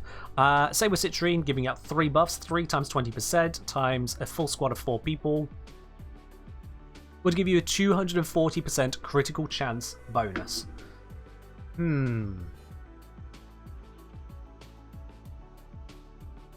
I'm gonna check because I haven't ranked this arcane up. I'm gonna check. I'm gonna trust the wiki on this one. Is it additive, multiplicative, or something else? What's going on there? Secondary kinship, Warframe. Secondary kinship. Let's see here. What does it say on the wiki? Flashbang, by the way. Stacks additively with other critical chance bonuses like Pistol Gambit. So it is modded bonus. Oh, poop. Functions with the following. Smoke Shadow. Conceals allies and grants critical chance whilst invisible. Oh, okay. Fair enough. So that can give you additional stacks and whatnot here. Run that around. It'd say, hey, look, Octavia can get all of these crazy buffs. Oberon can get quite a bit going on. Titania can get some bits going on. Wisp can get some bits going on. But yeah, I was looking at 3 stacks there. So this is saying 12. That's 3 stacks on 4 players. So with the exception of if you go absolutely ham on Octavia, your squad isn't. Or if you go absolutely ham on Oberon, niche build, you are looking at, even best case scenario, the Wisp Citrine approach, and then it gets lower and lower from there. Why did one say 7? We got 7. Self, allies, and clones. Allies only. None. Ah. Not sure what that's about. Not sure what that's about, but that does look a bit pants overall. Plus 20.04% because, of course, mathematics is hard. Sure. We'll trust the wiki on that as well. But additive 240% seems a bit limited. Not gonna lie to you, chat. That seems a bit limited. That does seem a bit limited. Does it count Atlas Rock Golems? How would we test that? I'd need to subsume something onto Atlas to test that. I'm gonna pass that one. I'll just pass on that for now then. I would assume no, because the Necros summons also didn't count, so it would just be Warframes. Whereas Mirage summons copies of Warframes. What about if Frost were to have Avalanche and Ice bonus mods and Subsumed buff? How many stacks would Frost get? Sorry, if Frost were to have Avalanche and Ice bonus mods and Subsumed buff. Avalanche doesn't buff... Oh yeah, there's that Avalanche augment, isn't there? Hold on. Do I even have that one? Do I even have this one? I don't. Yeah, no, I don't have that particular one. You're thinking of the one which gives a kind of a iron skin, but frosty. Yeah, dollar score iron skin. Yeah. So that would be a buff to your squad, so that's up to 4 there. Let's see, what else did you say? Was the ice bonus, that's going to be Biting Frost, that's up to 4, you're up to 8, and a substitute bonus, yes, you're up to 12. Same as what you can get innately with Citrine. So it's nothing crazy. As I'm saying, Cascadia Overcharge has a 300% bonus for an easier condition. Let's compare that there, yeah. Cascadia Overcharge, which I have more of. Whilst Overshields are active... Okay, yeah, I can see the difference there. So this one requires you to have Overshields, which... I mean, if you're running shield gating builds, that's a lot more achievable. For health tanking builds, completely a non-option. So it is a different circumstance. Whereas buffs are just buffs are just buffs. That doesn't rule you out of anything other than having buffs. That is more support. That is shield gators. Specifically, if you're using shield gating as an approach. Or otherwise, if you are using a shield boosting, which is basically just shield tanking but with extra steps. But yeah, I will say, putting on an arcane for up to 240% critical chance, when there is one for 300%, and also, why would you want 240% critical chance? The best that's going to do for you, unless you're using Magnus Prime loves crits, the best that's going to do for you on normal crit-based weapons, oh, wrong button, is just switch around. Are you going for plus damage or are you going for plus crits? Because if I took that off, if I put Kinship to max, I could take off Prime Pistol Gambit and I could put Hornet Strike in its place. So that'll give me more crit chance, but for lower direct damage. Is about the best I can tell there. Or you could keep with the build as is, going with the galvanized shot only. How would that work out? And this is multi-shot and damage, so I wouldn't do that anyway. It's a nice damage ribbon. But let's get a more standard approach then. Let's get... What do I have on the epitaph? Rumblers do not count for kinship. Thank you very much for checking on that. Appreciate it. Rumblers don't count. Okay. On heat status effects plus damage. Oh, don't know. Didn't realize I had this on my epitaph, but fair enough. There we go. Okay then. So, taking this approach here, this is currently using. Was it just... Oh, it was just using that as my damage bonus, wasn't it? Yeah. So let's just assume we use this through... Where is it? Merciless. There we go. Blind. It would be nice if duplicate arcanes of the same rank didn't show up. I don't need to see deadhead, deadhead, deadhead, deadhead, dexterity, dexterity, dexterity, merciless, merciless, merciless, merciless. I don't need to see the extras. I'd like it if that was removed. Or just a way to filter it out. Point is, with this approach here, we're getting...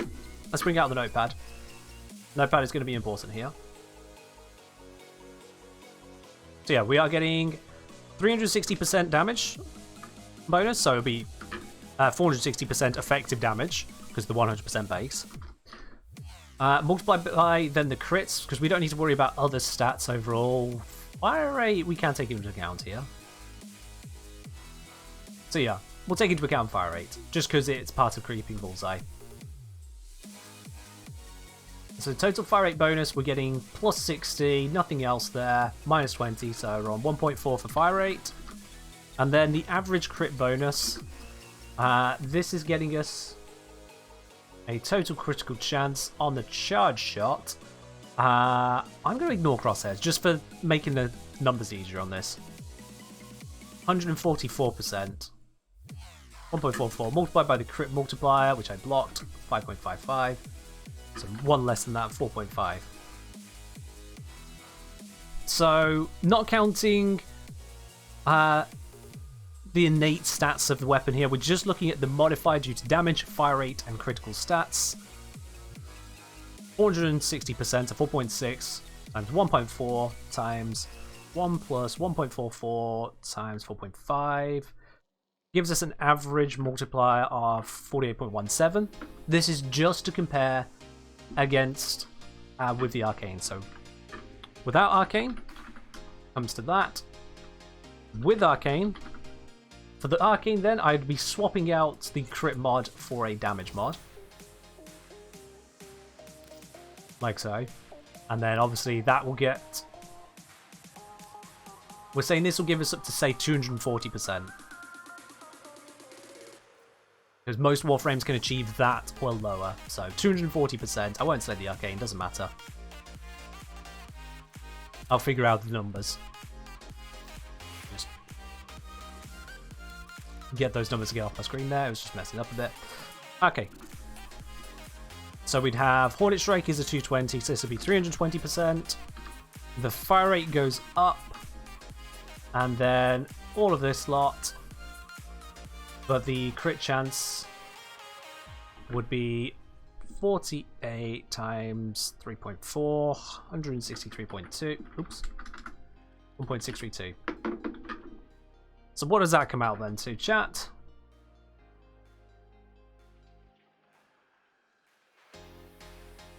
.632 times 4.5, 37.38, yeah. So even with a very high crit weapon, I'm not feeling good about it. Having to switch out our damage bonus to Hornet Strike for that crit bonus, it's just... I don't know I can justify it. Considering you need to have all those buffs up, and those buffs need more Warframes, so if you're not in a squad, it's even worse. The only benefit, once again, comes down to the fact that kinship will be working at all times if your allies are buffed, whereas for something like Merciless or Deadhead, you need to get kills. So this is again a boss fight arcane. If you are in a boss fight where you're using your secondary weapon for critical damage, then this is your pickup, because it's not a huge drop. It's less than a quarter, so it's not the end of the world, but it is still a drop. If you can use the Steel Path Arcanes, they are just better. Better boss fight arcane than plated rounds? Oh yeah. Well, actually, you say that, Gorilla, you say that. If you are solo, it's a lot worse. If you are in a Warframe that cannot give out 3 buffs at once to all players in your squad, it's going to be worse. Because this is with an arcane with 240% CC bonus. What does plated rounds do? When you reload a primary weapon, it will give you a damage bonus based on the maximum size of the magazine and how much ammo of that magazine you actually reloaded. For more information on that, you'll have to catch the replay of this stream. Yeah, catch the VOD. So yeah, if we had a 3-man squad, this maxes out at 180% for a triple buff frame. 2 people, 120. 1 person, i.e. yourself, just 60% bonus. Yeah. Maybe it's good with Arcane Avenger? Arcane Avenger actually would give you even less reason to use this Arcane Taliscape. Because Arcane Avenger is an absolute bonus added on after everything else.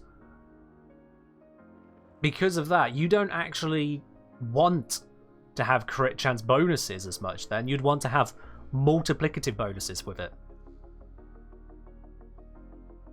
It's the same reason that, what was the other one I was looking at? Yeah, it's the same reason that Arcane Avenger is actually a poor choice on Citrine, or kind of poor choice if you're using her 4th ability. Because if you're using Citrine's 4th ability to get to 300% crit chance, why do you need crit chance from Arcane Avenger? It's just vanishing. So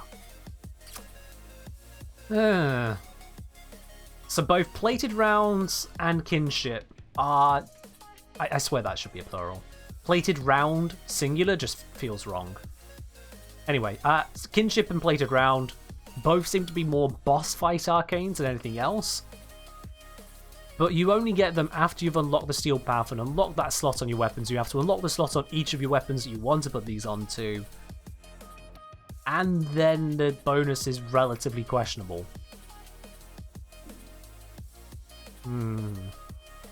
That's exactly what I'm talking about, Musician. Not also, that's exactly the reason that you don't need Avenger.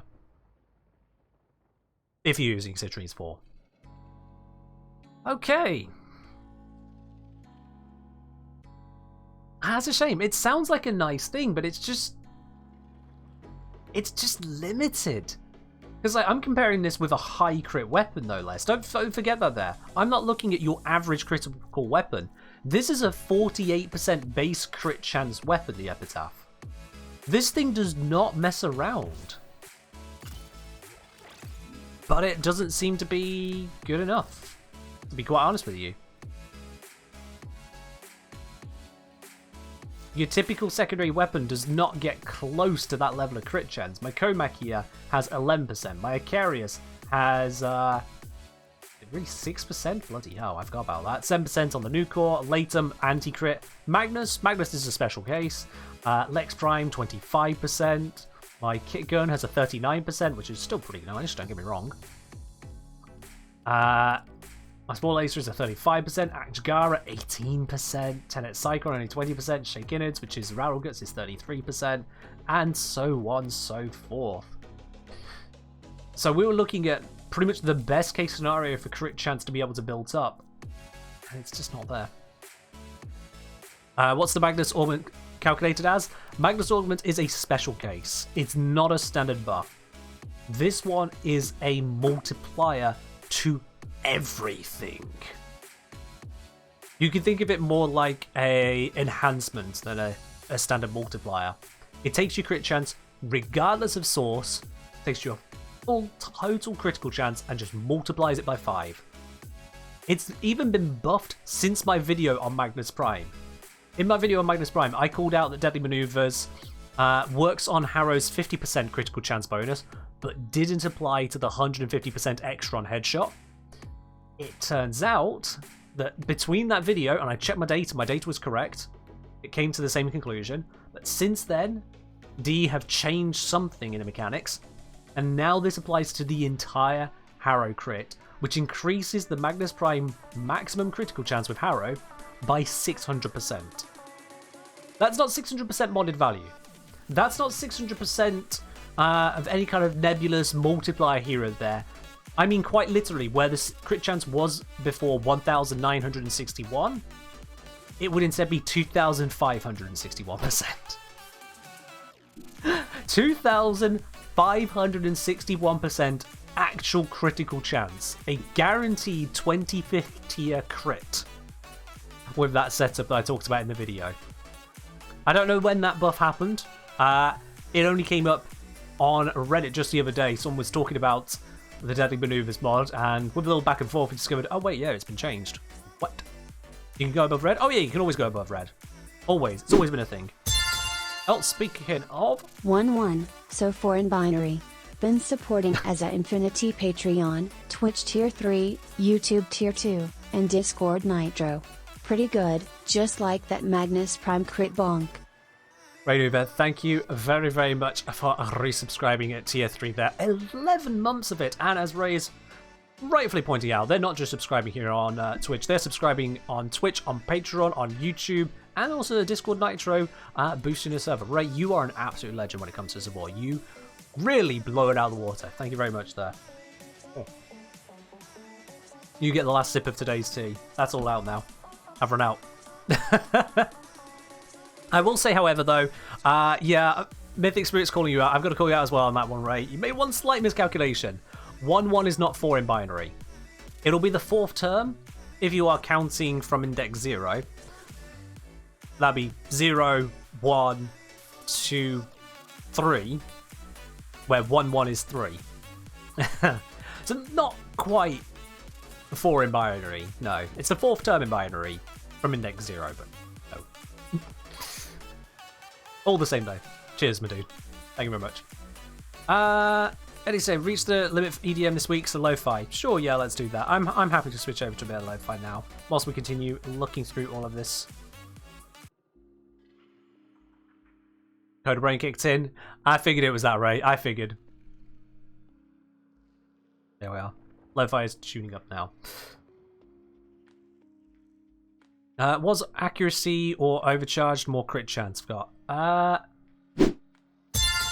accuracy or overcharged? Sorry?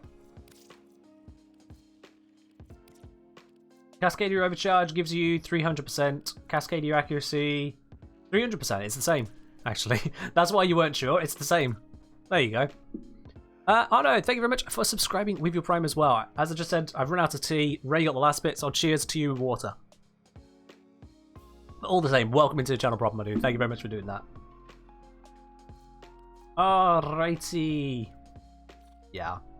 I mean, the fact that you can get the crit chance on rolling there, secondary kinship does feel a bit pants. Yeah.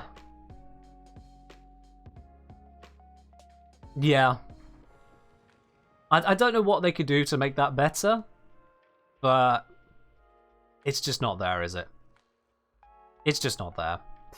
Right. Are we going to look at secondary incumbent today? Let's see what's next on my list. I made a list. So, secondary kinship, not good enough. I would not farm that one. We've already said it, even if you do Steel Path at maximum collection speed, 3.5 hours for Bladed Round, pass. 3.5 hours to get secondary kinship, pass. Secondary incumbent is on the bottom of my list, so I am actually going to get to that last. Let's look at Arcane Double Back. Let's look at Arcane Double Back. Oh. Let me just make sure I haven't broken any more of these builds. Yeah, they look okay. Right then. Is kinship additive? It's additive with mods, yes. So it is the worst kind of bonus it could be. It was the worst kind of bonus it could be. Right then, I'm going to grab a nothing build. That's a nothing build. Let me just grab a frame that's got an absolute nothing build on it. Surely Excalibur has some nothing builds on him. I don't care for this Warframe. Yep, there we go. We can just kill that one. Beautiful. Right then, double back. So double back is an interesting one, just to look at straight away. Arcane double back, at the max rank there, gain plus 25% damage resistance for 4 seconds per dodge, double jump, and bullet jump. Stacks up to 3 times. Alright then. I already know the basics of how this one works, and therefore how disappointing it might be to a lot of you. You might be thinking, well, if you just bullet jump 3 times, you get the bonus. Okay, bullet jump, 5%, bullet jump. Oh, that was a double jump, my bad. Bullet jump. Yay! Bullet jump. Wait, it's not stacking. Bullet jump. Why is it not stacking? Bullet jump. Because you have to do all 3 of them. Bullet jump, roll, double jump. Bullet jump, double jump, roll. Whatever combination you want. To get the full bonus, you need to do all 3 actions. Which is, I mean, it's a typical way of getting around. I do use that as a means of getting around quite quickly. It should be a common thing for you to do. If you are a high-level player and you're just going from A to B quickly, you will be doing that movement type. The problem with this is that you have to do all 3 to get the full bonus. And that full bonus, after 3.5 hours of grind, I'm going to restate that 3.5 hours every single time. You're getting 25% per action. Now let me put this into perspective for you. Let me put into perspective how much damage reduction that is, okay? We got 25%, we got 50%, and if you max it out, 75%. 25% is the same as 100 armor. 100 armor. If you do a bullet jump, a double jump, or a roll, just one of those, this will give you 100 armor. The equivalent of. It's the same damage reduction you have on your shields innately. If you get to the 50%, that is the same as having 300 armor. It's more effective than increasing your armor by 300 because of how the mathematics works. If your armor is already 300, then it is more effective than plus 300. But still, a Warframe with 300 armor has a 50% damage reduction. That's what this is saying. A Warframe with 100 armor, and very few of those exist as this reduction. 300 armor gives you 50% reduction. And then for 75%, let me remind myself of the numbers of that one. I think... Nope, I'm wrong on that. I think if I go to 750 divided by 1050, is that it? Oh, no. There we are, yep. It's 900 armor. There we are. There we go. I had to remind myself exactly of the equation to figure it backwards there, but it's 900. Now this is the equivalent of this much armor has the same damage reduction. This isn't a plus, this is comparing to the damage reduction you get from armor. Still sounds better than adaptation? Well, adaptation, I showed in the video, has a typical average reduction in a mission of about 75% at all times, once you get it stacked up. And adaptation is passive, it is always there, so long as you've taken enough damage to trigger it. Some say you have theories about double back. Really stupid way to teach the basics of movement, or a stupid way to try and get people who struggle to survive to keep moving. I mean, in a way. But yeah, just tell people that you don't have to make a garbage arcane, it takes hours to farm, yeah. Movement is survival already. Missing you? Yeah, I know, I'm spelling the armor the American way. Unfortunately, that's because in this game, armor is spelled with an O, not OU.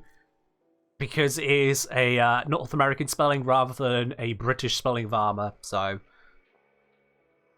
I've just gotten used to translating it and putting it into American English so that I don't get a bajillion comments of people going, "Oh my god, I can't believe you put the armor, it's actually spelled this way in game, didn't you know? That's how it..." Shut up.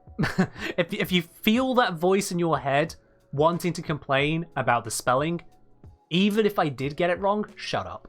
Quite frankly. Just don't. Don't be that person. Don't be that person anywhere on the internet. If someone says that they are struggling with a language, if they are learning it, if they want to get better, then is the time that you can politely point out that it is incorrect. Talscape, DE, you're a Canadian. Maybe you want to complain to them then. I just said don't. DE, you're literally Canadian. Anyway. Yeah. Damage reduction is capped at 90%. Sorry, what's that in context of, random viewer? Because that is wrong. Unless you're talking about one thing in particular. Where was that comment you're referring to? It's maybe a dumb question, but here goes. Can you get to a point where you can take 0 damage or close to 0? Alright, yeah, random viewer 320, you are completely and utterly 100% wrong. Don't tell anyone damage reduction is capped at 90%. You have no evidence of that. It is not capped at 90%. Where has this come from? You're not the first person to say this. Each time it comes up, I'm like, why? Where has this come from? Null Star is capped at 90%? Yeah, there are some abilities which are capped at 90%. Here's a nice little fun fact. For anyone who thinks that damage reduction is capped at 90%, I want you to do one thing, and one thing only. You grab Mesa, or Mesa Prime, you make sure you've got a little bit of strength on them, and you look at Shatter Shield here. Now seriously, if you ever get in your head that there is a 90% cap on damage reduction, remember that Mesa exists. And wherever you have heard it from, I want you to go to that source and scribble it out. I don't know where this is coming from. I've heard it in so many different places. People claiming that there is a 90% cap. Talscape says single sources usually capped at 90%. Usually. Sometimes. I wouldn't put usually because some are capped lower. So just don't even try to do the usuallys. Just don't. Oh, it really does my head in, because you can get on a single ability over 90% damage reduction. With Citrine, we tested it here on stream. 2 Citrines together were granting a total of 99% damage reduction. I don't know where it's coming from. I don't know who's posting what, where, how, when, why. Damage reduction is not capped to 90%. Yeah.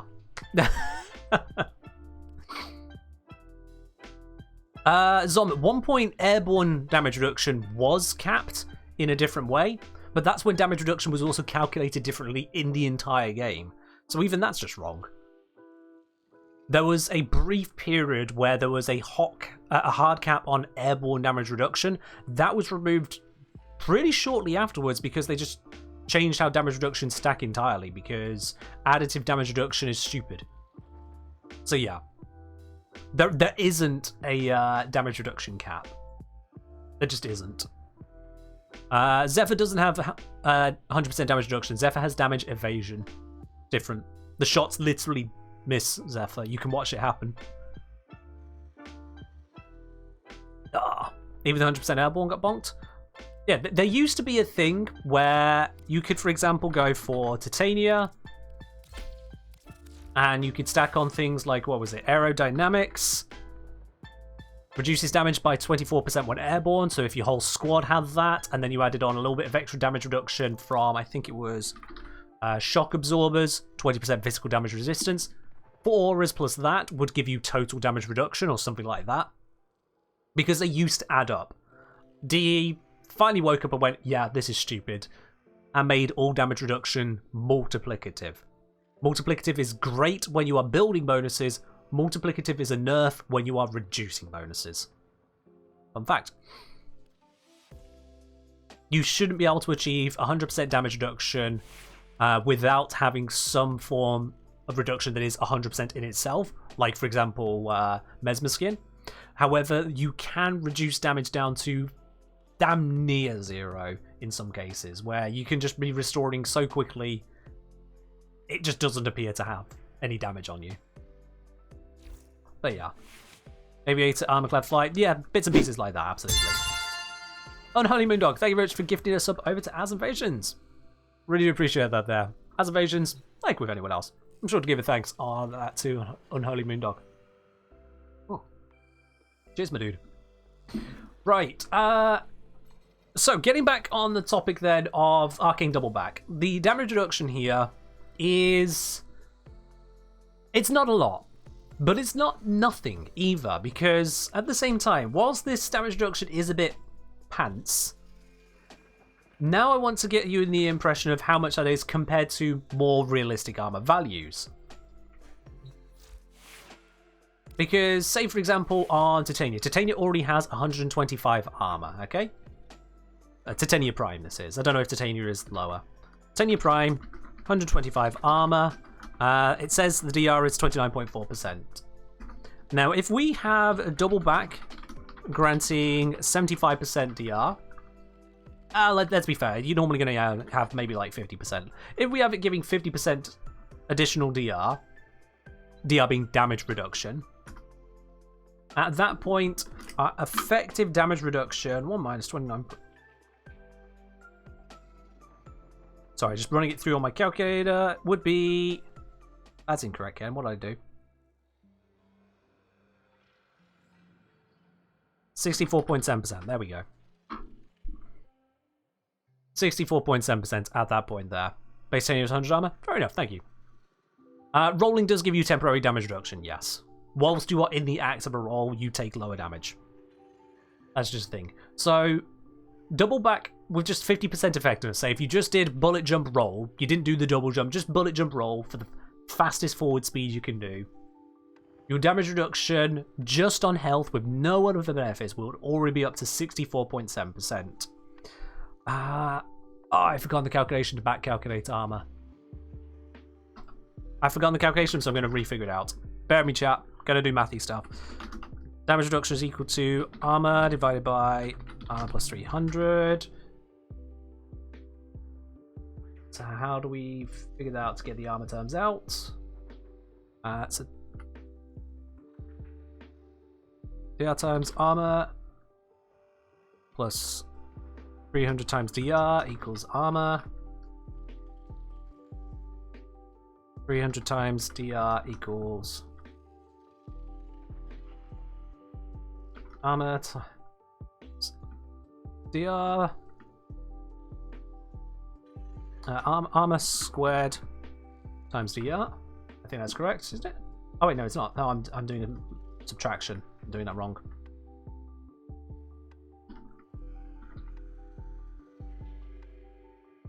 I will figure this out very quickly, chat, because I've forgotten how this works. 1 minus DR. Which we can divide over now. Oh my word, I looked away for a second and Athalia gifted 10 subs. Oh lord. Athalia, thank you very much for gifting out 10 of them there. Fuel Infusion to Quantity, to Natboy, to Raccoon Cola, to Grumpy Pants, to Grumsh, to Tactic Mania, to Feeling Trippy, to Tortellini, the Pasta Man, to BM Spazzy. Athalia, thank you very, very much. That is some serious generosity from you over this weekend. I really do appreciate that. Cheers indeed. Oh. You're a legend. You have squarely, absolutely secured the #1 spot on the leaderboard this month as well. Amazing. Thank you very much, Athalia. I really do appreciate that. Let's finish up this equation here. That becomes 300 times the damage reduction divided by 1 minus damage reduction is equal to the effective armor value. There we go. That's how I can figure out armor from damage reduction. I forgot that equation, but now I've got it. I hope that is correct. It looks correct. Yeah, it looks correct. The one left for the goal. There is one left for the goal. Someone else needs to subscribe and then we'll hit that goal for the month, Athalia. Yeah, you're very right. One more person. Alright then. So, when you're at 64.7% damage reduction, that means we're at 300 times 0.647 divided by 1 minus 0.647, which equals the effective armor of Brother Oni and Howlpaws. Both of you at the same time there giving out a sub. One going to Quaila Crow, one going out to Symes. You guys, you're awesome. Thank you very much on that. Cheers indeed to the both of you there. We're up to 9 squared. Thank you very, very much. You guys are awesome. That has also launched us straight into a level 4 hype train. Oh dear. Let's not talk about that bit, shall we? We know where that road leads. We're not leading down that road today. Please no. Please no. We've done enough with Urania. We don't need to do any more. So, 300 times 0.647 divided by 1 minus 0.647. Effective armor value of 550. I'm rounding that slightly. So, you see, we've gone from 100 armor to effectively 550. It's not plus 300, it's a little bit better than that. But even then, if you had the 50% bonus from Arcane Double Back, you'd be on the equivalent of 550 armor, which is still not much to talk about. And a Warframe that has just 550 armor is not a tanky Warframe. So, yeah. Double Back isn't amazing. 75% damage reduction, if you can get it, is okay. Combined with the movement that you have, it's going to keep you alive, but all it really comes down to is that Double Back is an arcane you pick up when you are going through a mission rather than stopping for a moment. If you're going through spy missions, if you are going through rescue missions, if you're going through capture missions, this is an arcane for mobility purposes only, to keep you alive whilst you be mobile. Because you're wanting to not take all those hits from to stack up adaptation. You're not using the arcanes where you gain bonuses on being hit, like Arcane Grace. This is a pure dodge, basically. Flowing thoughts, thank you very much for the 20, is that 25? Yeah, 25 pyramids. Appreciate it, Flo. Cheers on that. So, yeah, this isn't an amazing arcane. It's got its place, kind of. If you are yeeting yourself around the map, it's more a case of what other arcane would you be using whilst you are yeeting yourself around the map? And that's about the most I can think of for it. Vandal's saying Double Back might be okay for high shield frames. It's one of the few ways to raise shield damage reduction. Yes, but at the same time, for shield damage reduction, you can already get adaptation. If you're going for a shield approach, you should probably be using a damage reduction ability. Excuse me. And those should be your core. And at that point then, you'd probably be better off with shield restoration. So you've got things to the effect of... where is it? Yeah, Arcane Barrier, for a chance to instantly restore them all, or Arcane Aegis. When you take damage, it'll be recharging. Those are the two I would be looking at there. To spend the time and resources, or the platinum, to get yourself Double Back, I can't say that it's really shining on me there. That timer is just so short. And it requires all 3 parkour maneuvers.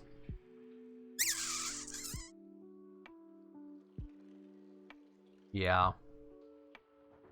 That's why people use Wukong for that type of mission. Very true, Pip. Very true, yep. The biggest case for using the Arcane Double Back is when you should probably be using a frame so damn speedy and invulnerable that it doesn't matter anyway. So it's not useless if you haven't got a better arcane to use. If you are more moving or worried about being killed whilst on the move, then Double Back kind of has a place, but yeah. What if instead you do the same movement 3 times? If you're doing the same movements, you remember, if you're not doing the others, if you just say bullet jump, you only get 1 stack. So to get the Double Back bonus, damage resistance is per dodge, double jump, and bullet jump, stacks up to 3 times. If you just dodge, you just roll, you only get 1 stack. Just double jump, 1 stack. Dodge and double jump, 2 stacks. With independent timers. So if you dodge, jump, jump, jump, jump, jump, jump, jump, by the time you're on your 20th double jump or something like that, your dodge one's well run out. Does Arcwing Blink give a stack? That's a good question. That's a good question. We're on Titania, aren't we? Yes, we are. Let's try it. Does this give me a stack? No. So, Titania actually, because I can't roll... Wait. Hold up, hold up, hold up. I triggered it. I triggered it. Hold up a sec.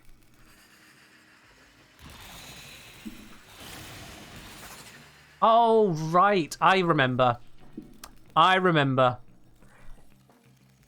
In order to trigger on roll whilst in Arcwing, you have to be on blink cooldown, so you can't blink yet, and then you tap dodge whilst you can't blink. That's how you trigger it. So you get that kind of attempted blink sound, but it doesn't blink. That's when you can trigger it by rolling. So Arcwing is not a way to use double back, no. It's not a way to do it. So, Enki's asking, is it equal to Guardian? No. No. Arcane Guardian is a supposedly lower tier arcane. It's uncommon rather than rare. Arcane Double Back is just... No, I wouldn't put it on that level, honestly. Arcane Double Back is... if you've got nothing better to do with that slot, really. It helps keep you alive on the way there. What about Merlina? What about Merlina? Okay, one sec. Let me just fix this again. What did I have in there? It was Pistolier, wasn't it? Yeah. What about... See, now we have... You can't search Merlina, Ken. You know how this game works. Alright, now we're going to hurt some people. Because now they're going to have to see the Triple Umbra Former on this stupid-ass Eurali. Alright, Arcane Double Back. Does that work on Merlina? Does that work on Merlina? So if I go dash... I did equip it, didn't I? Yeah, I did equip it. Doesn't work on Merlina. You can't... And let's see. Double jump does seem to work. Yep, you can double jump. So you can double jump, but you can't dodge. And I'm trying to... No, there's no bullet jump either. So Merlina can only give you 1 stack, not 3. Do a barrel roll? I don't think you can do an aileron roll. Don't know if you can do a barrel roll. Or have I got those the wrong way round? Yeah, no, you can do an aileron roll, but not a barrel roll with Merlina, I think. So, yeah, nah. Arcane Double Back on Merlina, just about as useful as a triple umbral setup. Don't do it. What did I even have on her? Probably... No, it wasn't Energize, it was... Avenger. There we go. Alright then. Yeah. Too niche to be useful, really. Just for zoomies missions. That's what I'm saying for Arcane Double Back. Let me get rid of all that mathematics. We don't need that down there. We'll save the rest for later. Okay, Arcane Steadfast. Let's have a look at this one. Might as well keep on your ready for now. Why not? For those of you simping out there for her, why not? Ah, yes, Arcane Steadfast. The RNG cane. Terrible name for it. I'm never going to do that again. Anyway. On ability cast, 20% chance that the next 3 abilities will not cost energy. Now, this is an interesting one. This is an interesting one. The chance is lower on the lower rank arcane, so it's a little bit harder to test and verify how useful it really is. But, I mean, it's pretty self-explanatory. 1 in 5 abilities will make the next 3 of them completely free to cast. What I want to know, and why we're going to be doing some testing with this after all, is let's grab Citrine. Citrine's fresh in the world. Let's bring out Citrine. What I want to know is how loud it is. Does this arcane indicate to you the bonus is available to you, and does it do so audibly, visibly, or both? Let's see what happens. Didn't proc it, try again. No proc, try again.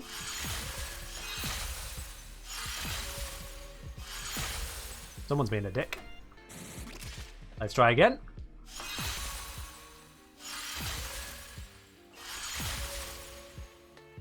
Okay. So we can see the lights around us. There was no audio cue I picked up there. No audio cue whatsoever, but I can see the lights around me. It's just like Zeneric's ability. In fact, it's identical to Zeneric's.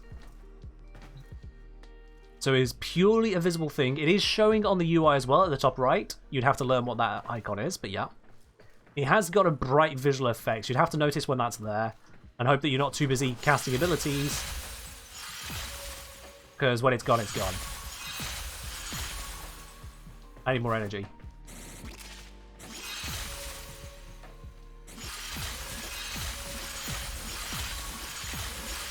And of course, I haven't got the 1 in 5 chance here, so this is going to take a while. Come on. Come on. Come on. I'm switching to Saren. For those of you you know why I'm switching to Saren. Take off the Energize. Let's grab the Steadfast.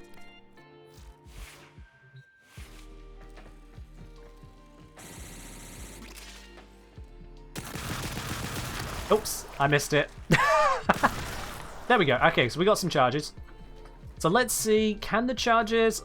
I've got a very limited chance of this happening, so I might have to retry, but can the charges be refreshed by the free abilities?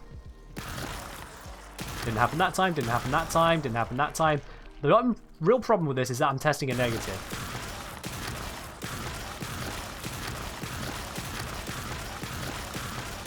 Oh, there we are. Okay, that didn't trigger. No, I'm testing a positive. What am I talking about? Yeah, not a negative. I'm testing a positive. It's fine.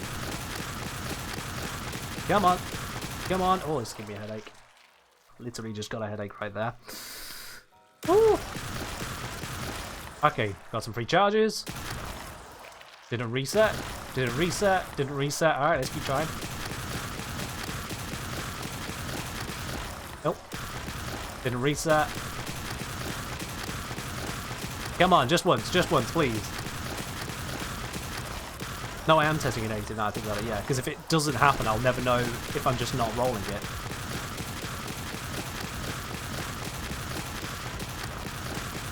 No, didn't happen there.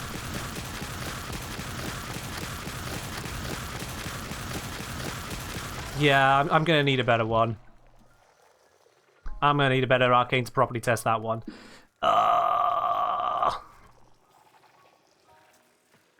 That's annoying. Grumpy Pants saying, ain't happening, I've tested with the 20% version. Okay, well, fair enough. You know what, I'm taking Grumpy Pants' word on this one. Vandal D is saying the same with a 17% one, so whatever. We'll use that one. I can't remember if Zenric passive is used up for the free abilities. Hope this isn't, though. You know what, I'm just not even going to touch on that one, Ladybug. Trying to get the two to coincide to verify which way? Nah, stop that. How does a free cast work on drain abilities? It wouldn't. It would be on the initial cast cost. Let's verify that. I'm like 99% certain of that, but let's verify it. Let me just fix this real quick first. Before I forget. Let's grab Servagoth. The most notorious of drain abilities. I also need the arcane on to test. Demonstrate what it'll do. And it is Steadfast. Okay. So let's trigger the arcane. This could take a moment.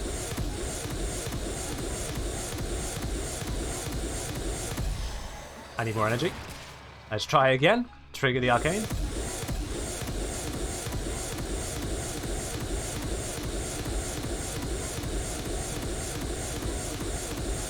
Oh shit! I blinked. All right. Okay. We got it. Okay. We got it. So 1 free cast. No energy cost on initial cast. I'm an idiot, there's no enemies around for it to drain on.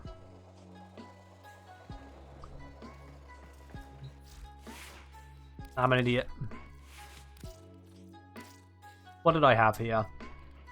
I don't know what I had, I'm just going to put on Avenger. Avenger works and everything. Drain abilities! There we go. Equinox's main. That works fine. We'll use that one. Cast time on switching is a bit slow, but whatever. Do I have one with a added in ability which will be faster to cast? I do not. Whatever. Let's grab Steadfast. There we go. Okay.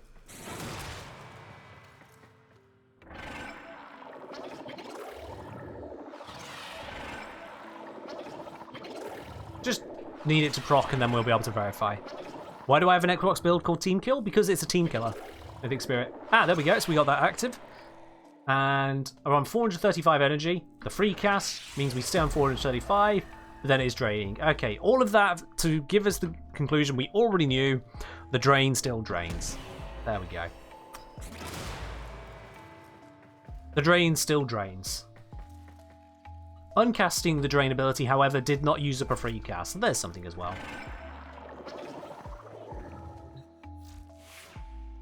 A 20% chance is painful. Well, I haven't even got the 20% on this one, so yeah. Yeah.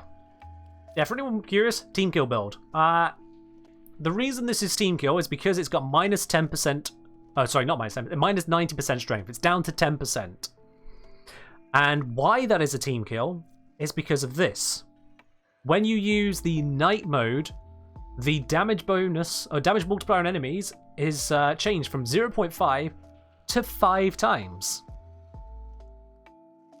And so the enemies don't have their damage reduced, they deal 5 times more damage than they should.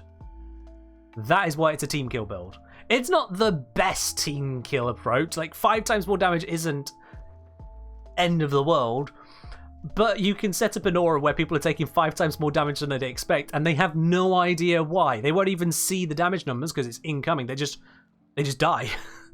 And they're like, why am I dying? What have I done wrong? Damn, these enemies are hitting hard today.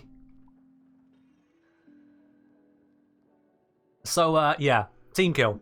All you need is power donation and overextended.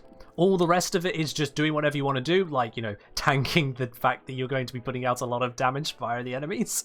Might be an idea to be prepared to not die. But yeah, you can just make it where people are more likely to die. How many times have I used that? 3 times. Twice when people have asked why there's a team kill build, and then I've demonstrated it's not quite that amazing. And once I felt like a muppet, and so I went into a Hydron mission with this build. And I just sat in the middle with it turned on. Bad news, no one died. Turns out everyone there was MR 15 or above. They were just wiping the map. I was hoping to get someone low mastery rank, but not that time. Not that time. Look, when you try to get people to die and they don't die, that is called bad news, yes. And HP regen on hit on 7? Ah, right, thank you. Grass Rash, appreciate that. Thank you very, very much. Let me fix that one then. It wasn't Avenger, it was HP regen on hit, says Grace. Okay then. Thank you. This is why you don't trust Equinoxes with power donation? Absolutely, yes. Absolutely. Okay. Oh, Sazone saying, hello Ken, started using Warframe, it's crazy how useful it is. Do you know why there is no marketplace in Warframe? I don't know exactly why, because I'm not the maker of Warframe, so I can't give you that information directly. What I can do is point out the difficulties of implementing such a marketplace without killing the game. Let's take a quick aside from the whole arcanes, because I'll be honest, I'm looking at what we got so far and it's beginning to depress me a little bit. But let's cover the options of a market. The first option is to leave it where we got it. Where we've got it at the moment is still kind of an improvement over the original. You've got trade chat is terrible. Trying to trade through trade chat in any economy is just pain. So the fact that we've got a third-party tool of Warframe.market is amazing. But what more could we have in the game? Well, you see, the reason the Warframe market works, and I mean that as in the Warframe economy works, the reason it works is because people are lazy. Seriously, that is the reason the Warframe economy exists. People are lazy. If it weren't for that, the Warframe economy would be dead. And to prove that, those of you in the chat right now, I'm going to put up a quick poll. Let's do it. Oh, I didn't mean to open that. Let's do a quick poll here, because we got like 250 people near enough. That's a great number of people to poll. Is your mastery rank above 20? Yes or no, I'm 20 or lower. Very simple, 1 minute poll. Of the 250 people here, I expect only about 40 of you are going to answer, maybe less, but is your mastery rank above 20? Of those of you who are watching right now. I'll give you guys the full minute to respond on that one. Let's see how many people here are above mastery rank 20.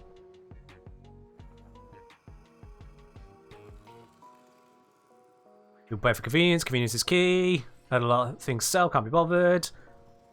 We'll get there. We'll get there. There's a few different lines I'm getting at all at one with this. MR15, MR16, fair do. 20 exactly, fair do, Cosmic. That puts you in the lower bracket.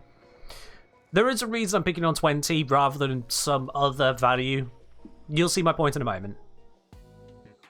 But we're getting a split that's roughly 3 to 7. So mostly we've got people above mastery rank 20 here. Where's the poll? It should be at the top of your chat window. It's about to time out. There it is. So yeah, 51 to 23, 69% saying that you are above MR20. Interesting. So to those of you who are low mastery rank, enjoy your game. You still got plenty more to work for without burning out entirely. Those of us on 20 plus are a little bit more burned. So the reason I call out that is by the time you got to mastery rank 20, not only have you unlocked everything you can unlock, it's just a case of getting there and farming it. There is no more mastery rank in the way of you getting to something. You are actually a chunk past that. I think it stops at mastery 16 for the highest tier ribbons. After that, everything is pure, I want the mastery rank. All the way up to MR30, where you then also get the Reblade Blessing. So, with regards to that then, once you're at mastery rank 20, you're just kind of collecting stuff. There's not any specific unlocks, you are collecting stuff at that point. You've gone through all of the quests.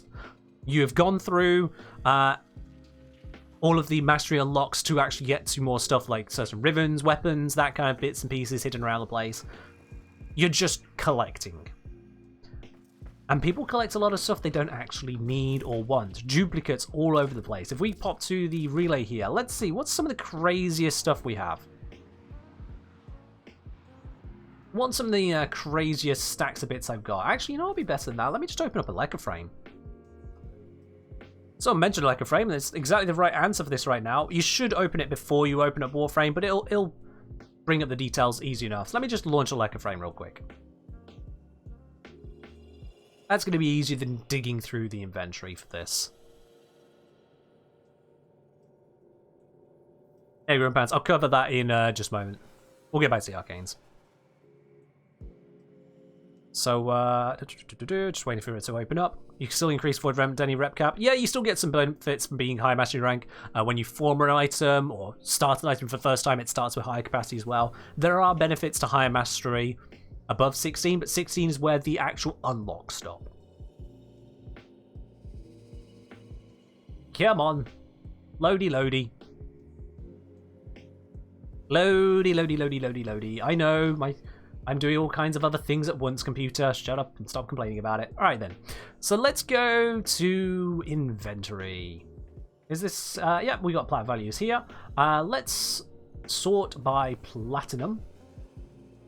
And let's go for only the things that I have mastered. And let's only go for... No, let's leave the platinum where it is in terms of that lot. Nothing equipped. Nothing leveled up. There we go. So if it's equipped, or if I've leveled it up, like mods which are partway leveled and arcanes which are partway leveled, I'm not showing those here. So this is just the stuff which is functionally spare. I've mastered it, so I don't need it anymore. And down here we can see, from this selection of just parts, just pieces, I have 3,817 plats worth of stuff just hanging around. If we then go to the mods and change up the bits here, because you don't master mods. Again, these are mods which are not equipped and not ranked up. Supposedly, I have 28,000 plats worth of spare mods. Rank 0 mods alone. If we filter to just 5 platinum and above, it's still nearly 10,000 plats worth. And I can tell you, chat, I am not taking the time and effort to sell 10,000 plats worth of mods. I'm not. There's probably prime mods. The prime mods are taking up a chunk of it here. They are taking up a chunk of it. Can I say not primed? Does it have an option for that here? I don't think it does on the mods. Oh wait, here we are. Part type normal. Does that get rid of the primes? There we are. So much for not primed. Nearly 9,000 on the not primed mods. Taking out the prime ones, we got Archon Vitality, Napalm, Grenades, Efficient Beams, Ordnance Velocity, Sabot Rounds, Precision Strike, Sprint Boost, Prism Guard, Weeping Wounds, Rifle Lamp, Baiting Link, River mods which are spare, Blinding Reed, Balefire Surge, Deadly Sequence, Hallowed Eruption, Funnel Clouds, and so on, all the way down the list. Is Electroframe permitted by DE? Electroframe is a third-party application. It will not be endorsed by DE at any point in time ever because DE do not endorse third-party applications. However, they do not find... they have not banned people for using Electroframe. The 3 people who've come to me claiming that they have been banned for it, one of them I got it verified they absolutely were not banned for it. The other 2 never gave me any further information. So there has been no evidence of anyone ever being banned for using it. It is not in breach of their TOS. It does not interact with the game. It just uses an endpoint through Overwolf, which DE have said in their third-party policy Overwolf does not breach TOS. Yeah. Anyway. This is a heck of a lot of mods that I'm not using. I've not got ranked up. I've got spare Smite Infusion, spare Venom Teeth. And I'm just one player, chat. I am one player. So there is a lot of spare stuff going around. There's the theory I could sell off relics. This I've got filtered. If you add in all the other relics, values are missing for all of them because people aren't buying them through Warframe Market, but they exist. You got arcanes, you got miscellaneous bits and pieces. Now, to get back to my point, I've just kind of shown off, oh, look at all these shiny things I have. My point, chat, is about the market. If I were to have an easy way to sell that stuff, I would simply sell it. It makes sense, right? If I could just go to a console in the game and say right here and just go click, click, click, click, click, click, click, click, click, click, click, click, click, click, click. Yep, just put those on the market, please. Whatever the market going rate is for them, job done. Money made. I just chuck them out there. Easy. But the thing is that everyone would do that. Everyone would be fine with a console in their orbiter and just go click, click, click, click, click, click, click, click, click. Done, sold, don't care. Now, I want you to imagine, chat, all of the trades that you have missed out on every single day. Inflation goes back, quite the opposite. This would be deflation. Because now I want you to think about it the other way around. That's all the people selling stuff who are too lazy to sell it. I don't want to go through the time and hassle to sell mods worth 4, 5, 6 platinum. I don't want to go through the time and hassle of selling fish, of all things. But chat, certainly those of you on PC, console, I understand it's a different environment, there's fewer people training over there, but certainly you on PC, have you ever looked for a commodity item, so not a river mod, something that is just a duplicate of another, have you ever looked for a commodity item and gone, oh, actually, this isn't worth the hassle, this isn't worth the price, I'm not going to buy it? Have you looked at those bits and pieces and gone, it's not worth the hassle, I'm not going to get a reasonable buyer, it's not worth it.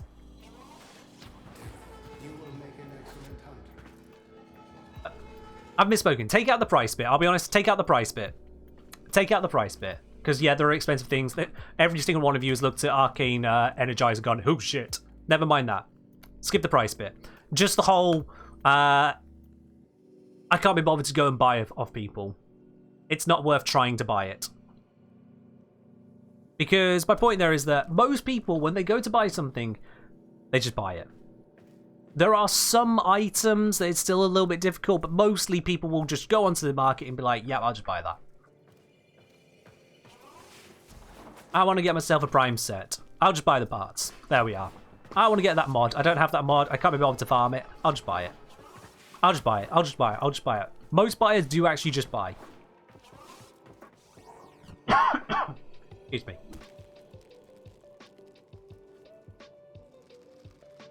Archgun mods are going to be more difficult. Archgun mods. There we are. I said mods twice.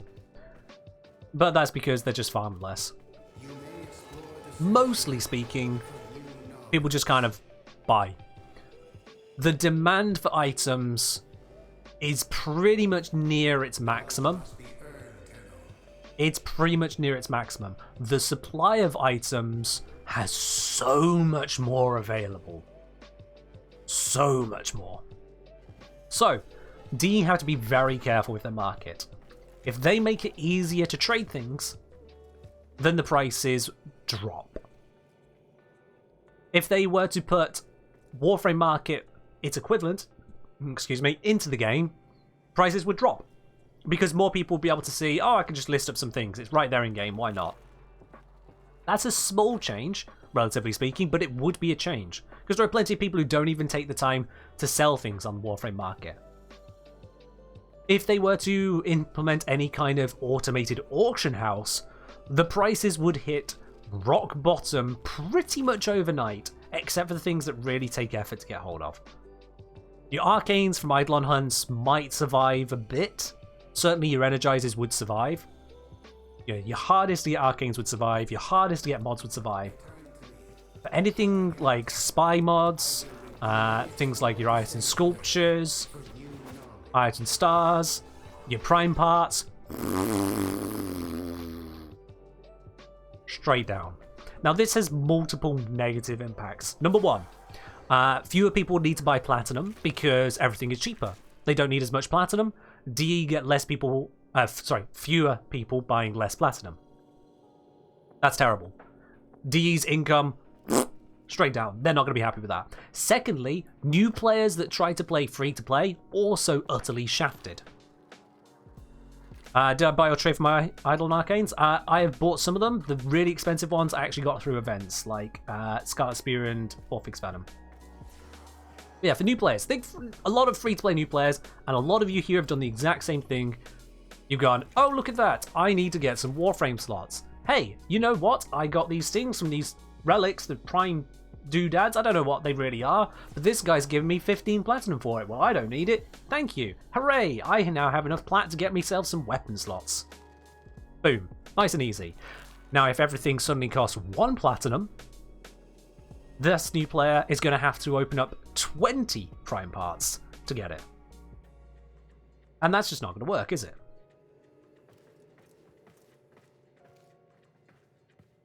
So DE would have a worse economy in terms of less actual income, and players that are playing free-to-play would also have a worse time engaging with the premium content in the game. And fun facts about the free players, they're typically not about to break out the wallet. Someone who already spends will spend. Someone who doesn't spend usually just doesn't spend. It's pretty binary. The amount someone spends can vary based on their income, but that's usually how people are.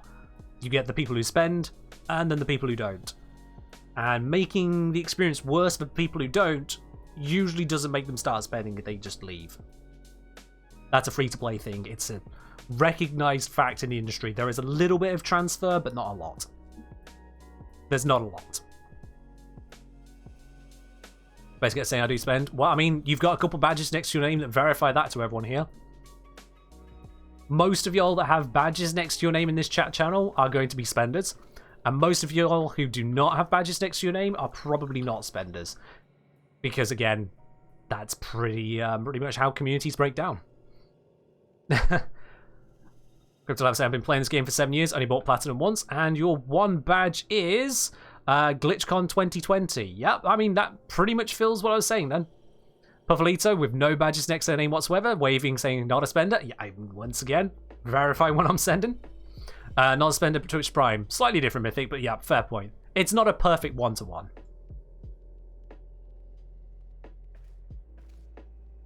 It's not a perfect one-to-one, but the point remains that whilst there's a bit of wiggle room, any free-to-play game worth its salt is aware of that distinction. The difficulty of getting one person to jump from one category to the other is astounding. It really Excellent work, Tenno. This will help our cause. Guess I should just leave these here then equals P. I mean, this is a good place to leave those here, Spoonman. I will take very good care of those bits. I will invest them into even more tea, because I'm all out of this one, so I'll have to dip with water on that one. Thank you very much for the 400 bits, Spoonman. Appreciate it. Yeah. Cheers indeed. So, when you think about it, in total, what I've just shown you there is that high-level players, or even moderately high-level players, have a whole bunch of junk that they could sell, but it's not worth our time and effort. We don't want to go through the process. The easier you make it to sell, the cheaper it becomes, because supply will go up, demand will stay where it is at. It might move a little bit, but not by much. Supply goes up, demand goes nowhere, the value drops. Fewer people buy Platinum because they don't need to buy as much, and more people who are trying to play free-to-play get burned out because they just can't get access to core features like Warframe slots, weapon slots, former, and potatoes. And they just leave. They just leave. What do bits taste like? I imagine they taste like candy. Yeah, hard, pure sugar candy. That's what I imagine they're like. Anyway, that's another aside on the marketplace. Basically, the only reason you're getting any plat for your stuff is because people are lazy. So the less lazy you are, the more money you'll make, and that's pure and simply how it works. Decide for yourself if it is worth your time. Let's have a look then. We'd gone to...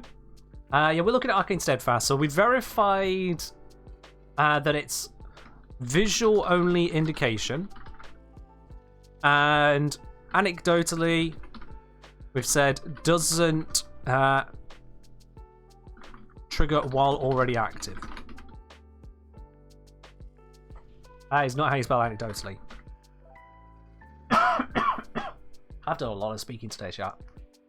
This is why I don't stream for more than 3 hours. My voice just begins to fall apart. I do a lot of talking.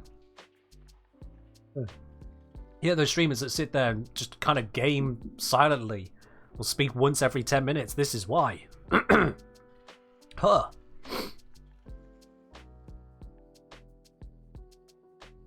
So yeah. Oh, we're past the Arcane Doubleback and the Trigger Arcwing. We're past that. Renewing space saying for Rivens it would be nice. Rivens are unique, and unique god rolls wouldn't be as monopolized as they are at the moment. Yeah, for Rivens, a better trading system is needed. It is, because they're not commodities, so the process of getting a hold of Rivens is just a problem. That said, I feel like there's a band-aid. The far better approach would be to make Rivens less of a cliff, as they already are. Less RNG based, but then, well, it's Warframe's bread and butter. I have heard rumour that Rivens account for a lot of Platinum and therefore a lot of money for DE. I don't know exactly how much that is. I don't have any verification of that. But it is a rumour that holds some weight of saying, hey, maybe there's a reason DE haven't made this experience better.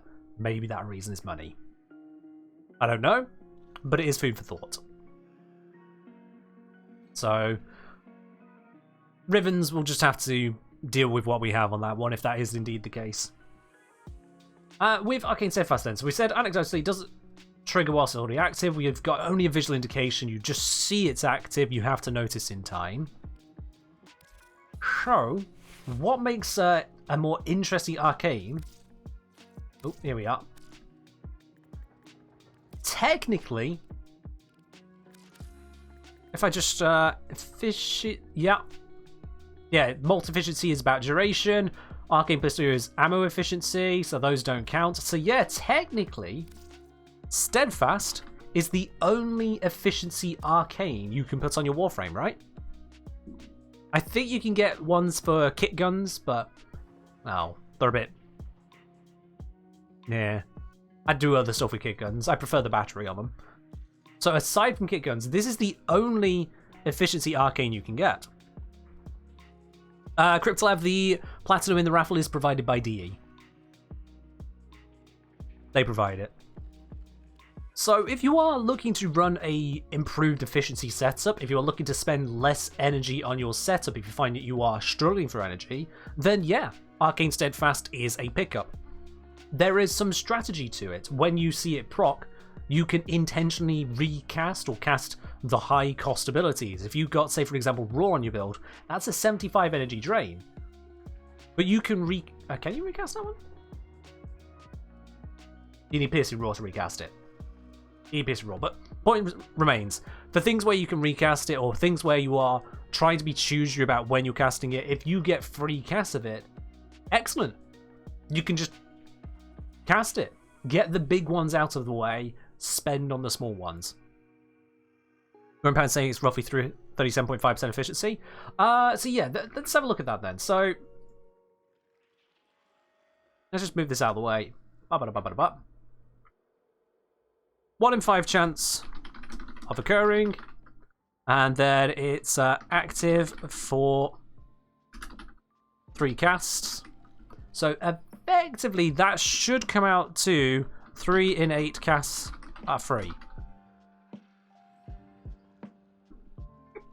I think that's how it works out, because sometimes it'll activate sooner, sometimes it'll activate later, and then the following 3 are free. It should come out to about that, right? This is the arcane that replaces running Zenric? Kinda, yeah. Kinda, because there's other ways of getting energy, but this is the efficiency. Zenric is more energy generation, despite the 1 free cast per sometime. Seems like an energy for boss fights? Kinda, yeah. But here's the thing, is that, say that this is a 37.5% efficiency, it's wrong.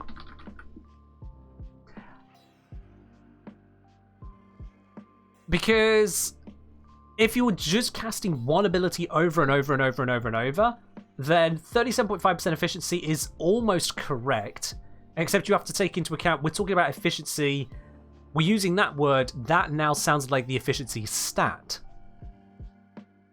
If you have 100% efficiency stat, then this will be correct. If you have a higher efficiency,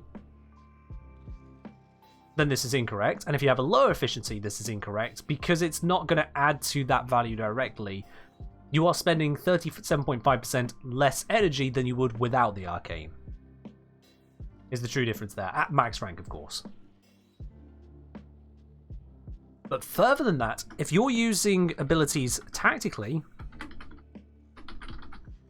let's say best case scenario, you've got a, I think, okay, not best case scenario, standard best case scenario. The absolute best would be abilities which are very cheap or even free to cast, but close to free. You got 25 per cast, and then when you get the free cast, you use the expensive abilities which are 100 per cast. This is the reasonable best case, rather than absolute mega best case. In this case, we've got 25 times 5 for the 5 times we're casting that. Oh dear, I clicked off. For the 1 in 5 chance. 125 energy. And this we have 100 times 3 for the 3 high energy cost casts for 300 energy. So we're going from 425 energy spent between these casts here to just 125. Which is only 29.4% left. Saving, what's that? 70.6%. So in the lowest end of casting the same ability over and over, the same cost, you're looking at 37.5% efficiency. But if you are tactical about it, it can get as much as effectively 70% efficiency. And that will be multiplicative alongside your actual efficiency stat. So if you've got something like Blind Rage, making your efficiency worse, I think that's the only way you make it worse. Yeah. But if you've got Blind Rage equipped, normally adding on efficiency with Blind Rage is less effective than the number states. This would still be working fine.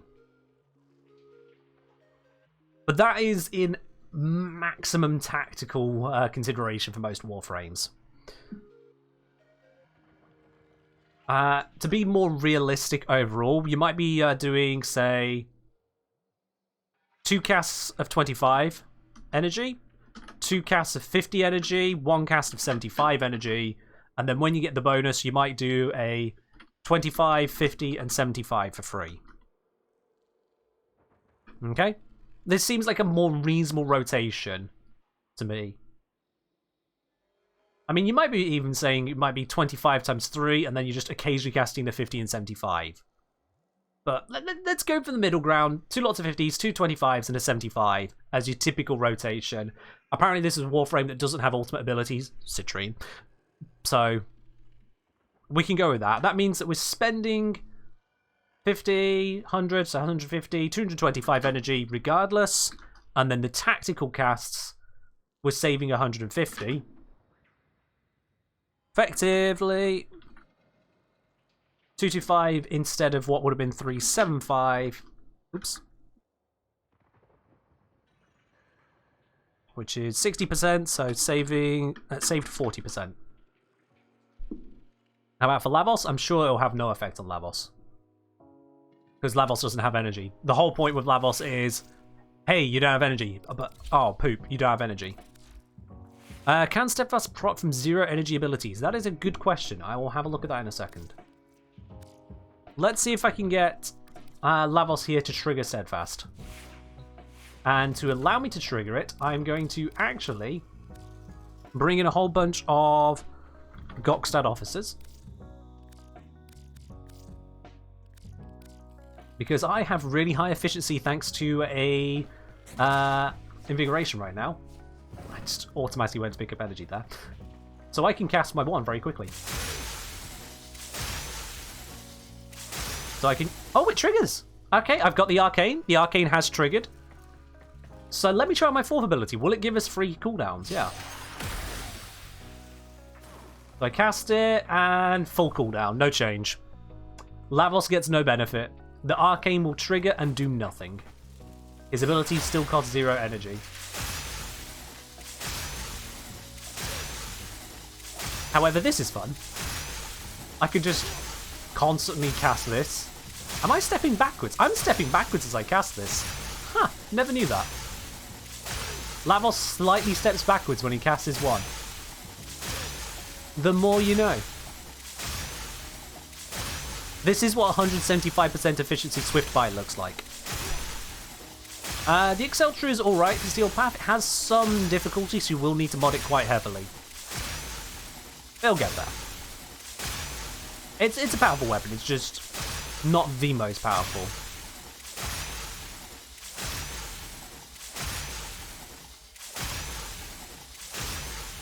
Is it the ramp? It might be something to do with the ramp. Let me stand up here.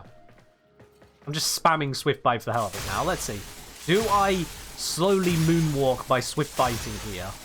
Let's see. Do I cross the... Oh, no, I am going backwards. Yep, I'm crossing the line. You can see that very clearly there. I am definitely crossing the line. Ain't that beautiful? Wow. What weapon is kind of easy to obtain, not that hard to mod for Steel Path? It depends on where you're at. I mean, if you're on Steel Path, you've got access to the Incarnate weapons. That's just a fact. If you've got access to Steel Path, you've got access to the Incarnate weapons these days. Which means that the Fenmore, the Felarx, and the secondary one, the Later, those 3 are all absolutely stellar. Absolutely stellar. So, yeah, go for it. Those will do you a wonderful job right there. You can also pick up kit guns. They do take a bit of investment, certainly in Former. But they are pretty powerful ones, and you can put on an arcane to make it where they have a battery-based system, so you'll never run out of ammo. That can help as well. Yeah, someone's mentioned the Nataruk. You get that during the New War quest, so that was one you will have as well, and that is a very powerful bow. So you can go for that. So yeah, there's a bunch of weapons you can grab. If you're happy to put in a bit more investment, the Fullman is a lower mastery rank one you just get from the market. And it's strong. It takes a lot of Former to get the full strength out of it, but it is solid. Alright then, going back on Steadfast. Who gifted a sub to the bot? Good question. Oh, I think someone gave it a 6... Yeah, someone gave it a 6-month sub. That's what it was. I think it was Demon Emperor. I might be wrong on that, actually, so don't hold me to that. Whoever it was, I'm sorry if I got that wrong. But someone did gift a 6-month sub to the bot. Yeah, that's what it was. Okay, so on Steadfast then. Doesn't work on Lavos. Someone mentioned about Railjack. I'll have to have a look at that another time, to be quite honest with you. But what we are seeing here is that Lavos gets no benefit from it. But if you are tactical, in a more typical rotation abilities, it'll be like a 40% reduction in actual energy cost. But you could theoretically get 70% on standard frames. Someone asked, does it trigger if you have... Oh, let me fix this first. Arcane Grace, so this needs to be Arcane Avenger, or Arcane... No, I'm using Consequence normally these days.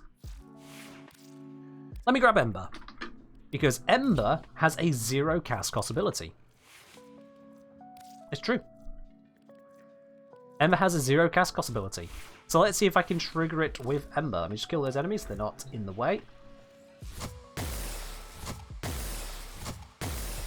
Now, this could take a while to find out if it actually works, but let's try. Because I don't have the maxed arcane for the 1 in 5 chance.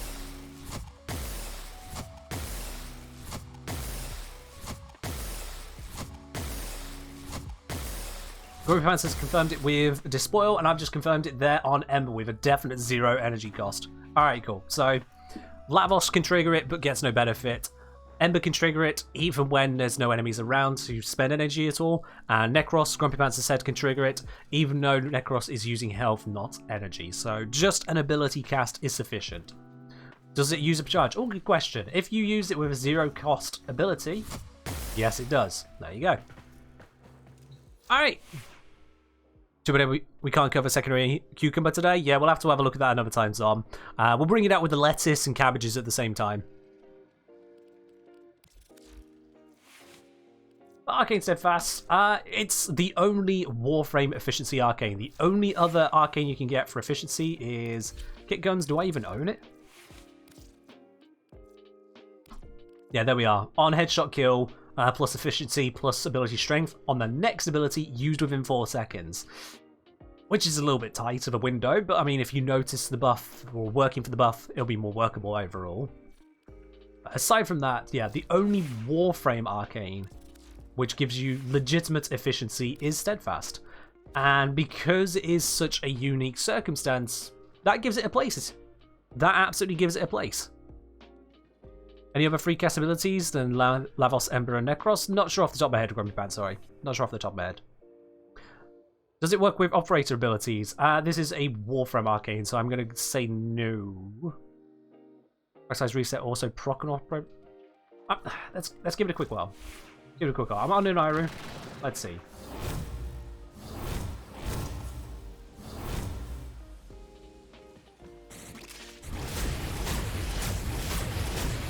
Let's see if this procs ever.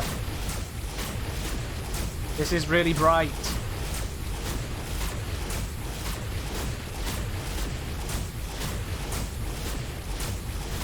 I mean, I'd be expecting it to proc by now.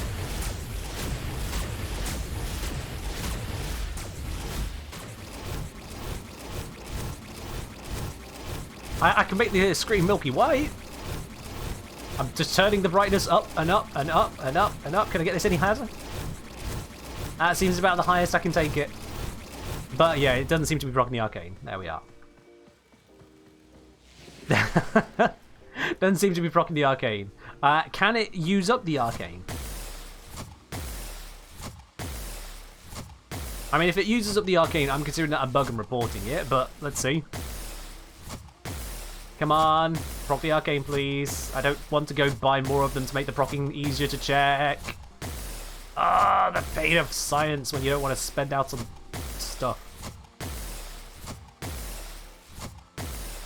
Come on, Ember. Come on. Come on, there we go. All right, then.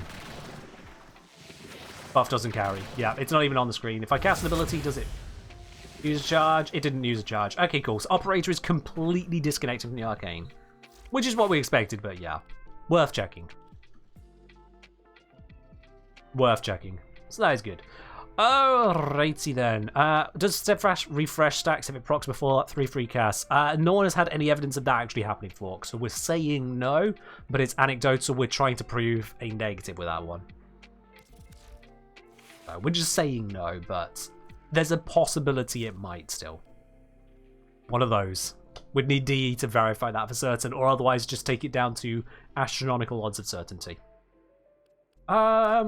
I think that about covers the at least mechanics of it. So you can consider this approximately like 40% efficiency in a sensible rotation, as low as 37.5% if you're not being sensible.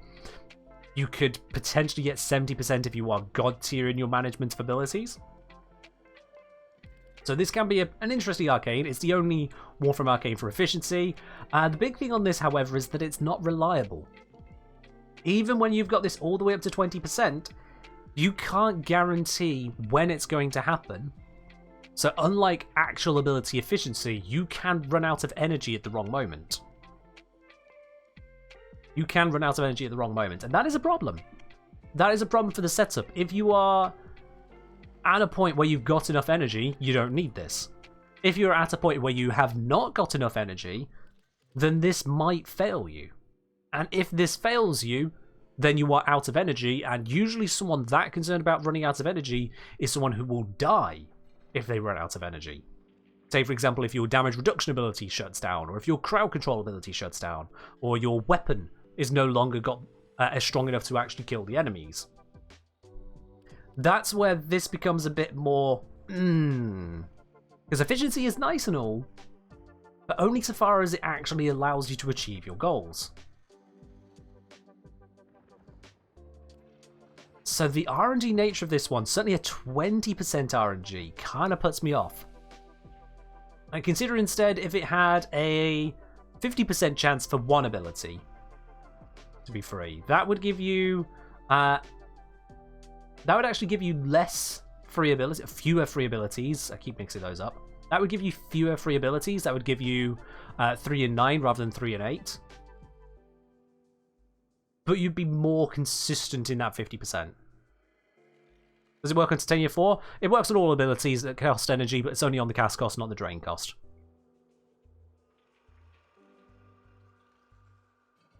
Yeah. As I said, consider this going into operator mode procs certain acolyte mods. So does the arcane proc from going into operator mode.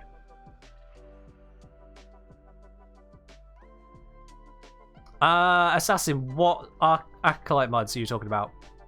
Certain acolyte mods. What acolyte mods will be affected there? Because we're getting into very niche tests at that point, and quite frankly, if it's really niche, check it yourself. Put it on the wiki, make a Reddit post or something. Oh my god, Reddit, I can't believe I found this interaction. The engineer didn't know about it, you know. Title it something like that. Yes, I've seen such a post. It didn't get many upvotes. People told him to sod off. I think they deleted it. It's just for the best. But I saw it. Anyway, that aside, yeah, it's an interesting one. If you are using a Warframe which is struggling for energy or could do with not being so tight on energy, then this has its place there. Otherwise, it's just... it's not terrible. It's mostly the unreliability that has me concerned.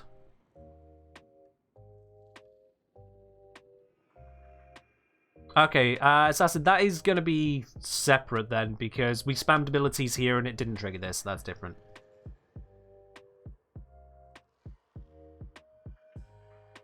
It gets around low energy mode? I wouldn't say this gets around low energy mode, aside from if you have an ability you just can't ever cast Hellscape. If you have an ability you just can't ever cast in low energy mode, then this makes it where you can cast that one.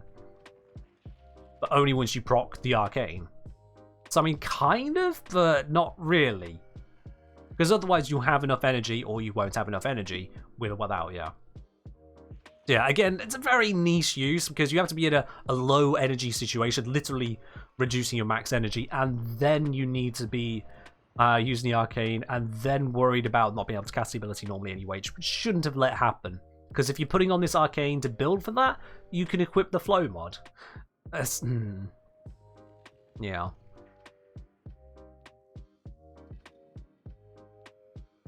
It's interesting, but it just...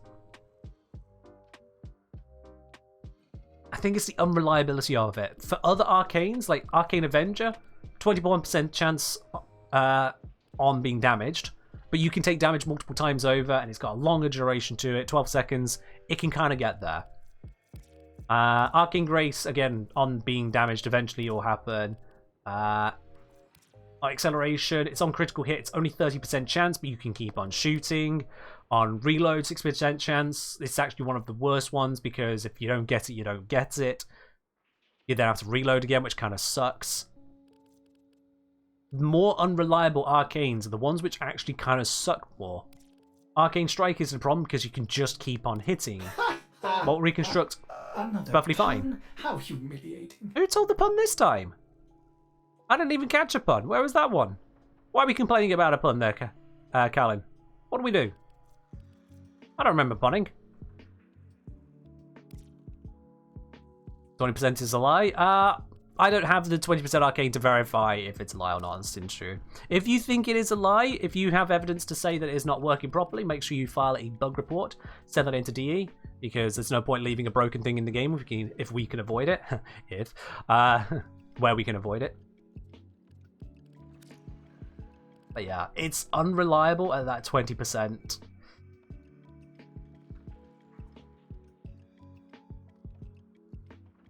If you're having energy issues on Warframe and there's no better arcane you can put in its place, then sure, I can see the value in it.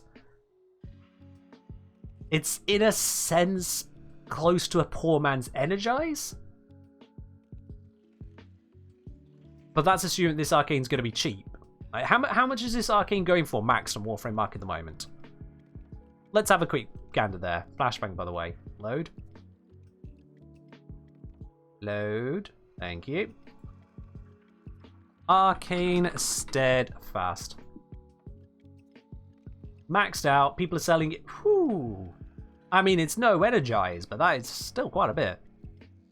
What's the individuals that people are selling it at the moment? So we're selling it for 10, so that'd be a 200-ish. 210 stacked out. Some are going as low as 7 for an individual.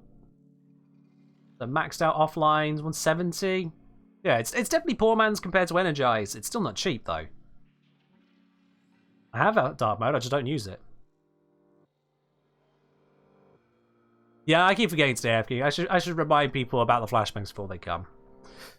So it comes across as a poor man's Energize. It's not as effective as Energize, because Energize just shits out energy. Whereas this is giving you free casts without an audio cue. Energize is an audio cue. This does not. I don't like things being added without audio cues. I said that about Citrine's second ability having a very quiet audio cue when it times out. And I say it again with this one. No audio cue, not a good idea. But yeah, it strikes me as a poor man's Energize overall. Because Energize is usually just more effective. Because it turns 25 energy into, what's it, 175 energy? Yeah. It turns 25 into 175. So that is a multiplier of 7 times over. Effectively, if this is your source of energy income, your efficiency is somewhere around about, what, like 84-ish%, something like that? Even if you're only proccing this half as much as you wanted to. Okay, yeah, 60% of the time. So your efficiency is still pretty damn decent off that. Whereas, we said here for Steadfast, it's not as much, it's more unreliable. It's close. I'll say that. It is close. I don't know.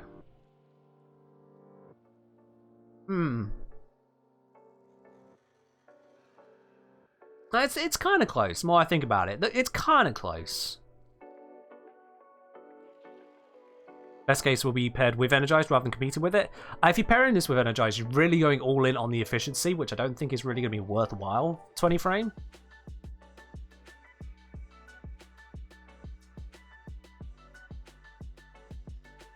Yeah.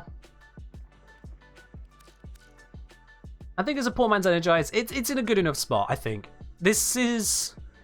When you consider how many people don't run Energize because they can't afford it, I think Arcane Steadfast is actually filling that spot.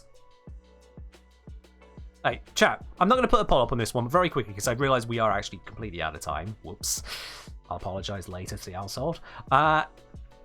Very quickly, how many of you here in chat are not running Energize because you can't afford it? I'm talking, you know, not just the ones you get from Nightwave. You've not run a higher ranked Energize because you can't afford it. How many of you are doing that? Mr. God of War's not doing it. Flame Thoughts can't afford it. Ladybug can't afford it. Hydraulic, Kaiser Leval, Churia, Cafe Filter, Moon, Tesha. Mythic Spirit's only running a cheap version, so yeah, basically the same. Yogaturn, loads of people. Absolutely loads and loads and loads of people. Eidolons are not fun? I agree. They're not for me. Some people enjoy them. Plenty of people enjoy them. Not me. How can you get Steadfast? This is from Mirror Defense. The new game mode added with the Citrine update. So, yeah, that'll be the way to get it. You just don't use it at all? Oh, well, fair enough then. Yeah, I was saying just out of affordability. If you want to use Energize, you look at the bonus, you go, oh my god, that is great, but can't justify the cost. So this is a lot cheaper, and seems close to replacement. It's not an ideal replacement. Energize is still better, but this is actually quite comparable, to be quite honest with you. It's quite comparable. Worth the discount, but worth having. Dreaming ignoring your joke? There's a lot of messages right now. If I missed your joke, I missed your joke, sorry.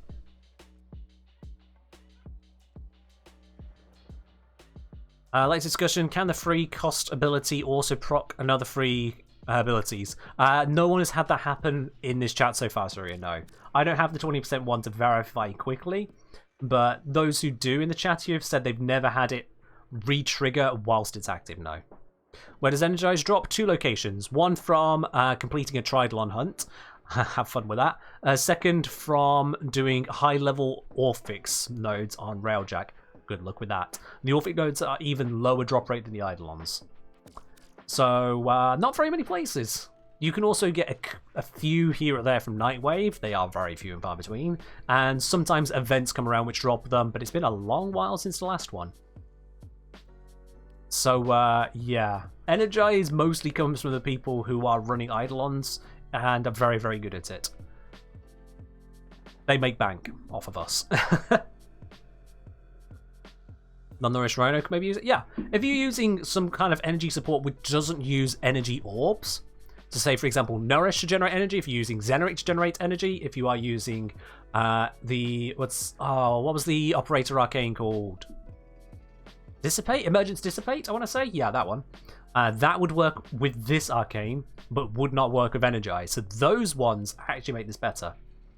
How often do events come? Events that give out the arcanes, there have been, in my knowledge, 2? Ever?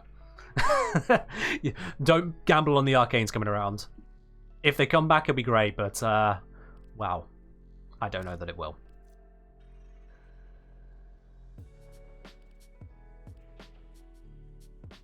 So, yeah, I was mean on Steadfast. I'd say Steadfast is difficult to place compared to Energize. I'd need to feel it in action, to be quite honest with you, chat. I would need to use this and feel it in action. I do feel it's going to be obviously worse than Energize. It should definitely be. But I feel it does actually have a place overall in managing your energy. Certainly if you are more tactical about it, that theoretical... where'd I put it? Theoretical 70% effective efficiency. If you're only using 25 energy cost abilities normally, but then you bash out your ultimates when you get the free cast, theoretically could give you 70% efficiency. That gives it a bit of a place. Yeah. Right, okay. I definitely do need to wrap up there. So, I think it's about time we do a platinum giveaway. I wonder how many people just closed the stream moments before I said that. Those of you still left, exclamation mark ticket in the chat to give yourself a chance to win it. We're going to be giving away a little bit of platinum here. Doesn't matter what platform you're on. If you're on Xbox, Switch, PlayStation, or PC, all of you can join in. 1 ticket per person. Exclamation mark ticket. Please don't type it if you've already typed it. The bot will tell you you've already entered. And also, the bot might get rate limited again. Please don't do that. Going right before I ended. It's the way it goes, isn't it, Savage Nub? It's the way it goes sometimes. If you win, can you delegate the prize to someone else? You absolutely cannot, no. If you enter and you did not want the prize, you will not be allowed to enter in future. You can only win it for yourself. That's part of the whole 1 ticket per person thing. If you're delegating it to someone else, you are giving that other person more than 1 ticket. That is not okay. That is cheating. So I will stop you from entering in future if you do that. Actually, if someone actively tries to do that, I will ban you from the stream for trying to break the rules of a giveaway. Don't be a dick. Rule 1 on the stream. When last arcane discussion, we'll have to do that on another stream, unfortunately. We've run out of time on that one.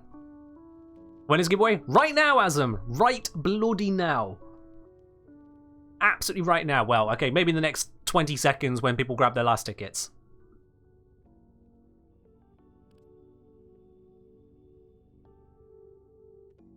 Yeah, I've had someone... Only had it happen once, but I had someone before now try to enter with multiple accounts. To then be like, oh yeah, my username happens to be that one. Like, do you think I was born yesterday? I noticed what you just did. Because you're an idiot. This person was an idiot and had accounts of very similar names. It's like, if you're going to try entering multiple times, come on. What happens if someone grabs a ticket early in stream then winds up leaving before the draw? So I send a message to the winner. They get 24 hours to respond. And as long as they respond to that message here on Twitch, everything's fine and dandy. If they don't respond within 24 hours, I find someone else to give it to. You get 24 hours to respond to the message. Because I understand, sometimes you need to go for a whiz at the time, or there's a knock at the door, you got pizza arrived, you need to make a cup of tea, your mum and dad told you to get on with your homework, whatever the reason, not everyone can be here at the very end of the stream. Hell, some people live further to the east, and, well, let's face it, it's already 20 past 10 here, you go a little bit to the east, and we're getting well past midnight. So yeah, he's fine.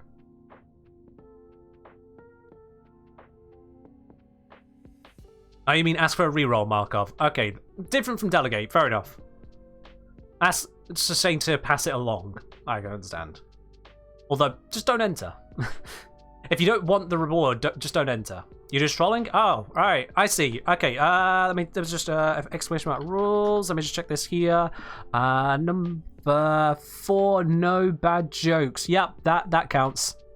Also, it says number 1, don't be a dick. That includes trolling. Bro, we got you covered. Trolls will not be regarded. Come on, if anything I did came across as suffering fools, you've been watching the wrong channel. You've been watching the wrong channel. Alright then, I think that's enough time of letting people get a chance in. I mean, we're well over time here, so let's close that. Let's see. Now I bigged it up. Who's going to be the winner of the Platinum giveaway? The winner today is... Death Benefits. What are the benefits of death? That's... Okay, I mean, usernames are usernames. Death Benefits, all the same. Congratulations. You are the winner here of the Platinum giveaway. I'll be contacting you here on Twitch in the next minute or so, or a few minutes or so. Get a hold of your Warframe username platform. We'll get that sent on over to you. Death Benefits, congratulations. And to everyone else here in the chat, thank you very much for joining in on the stream. But don't go anywhere just yet, please. Do not go anywhere just yet, as we do need to be raiding on over to another part of the Warframe community. Let's see, who can we raid today? Let's switch us to a little intermission screen, shall we? Who can we raid today? Who is online that we can disrupt? In a nice way, you know, we're friendly. We're wonderful, but disrupt. Let's have a look then. Just mute things just in case there's some screaming thing on the other end of the line.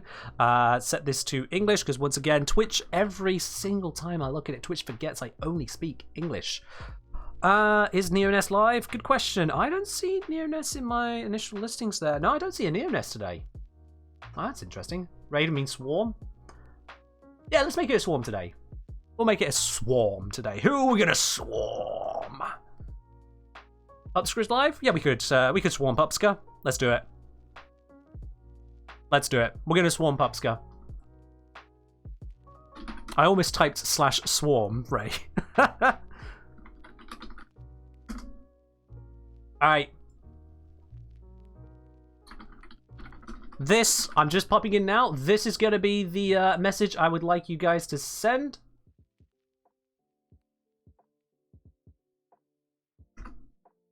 That is the message I would like you guys to send. If you have access to emotes, if you don't, you can do it without the emotes. It's fine. That's the message I want you to send when we go through the raid. I will pop the link in chat as well. So if you don't go through the raid for some reason, this is the link. But that is all from me. Thank you very much, guys. I'll see you on the next one. Bye-bye.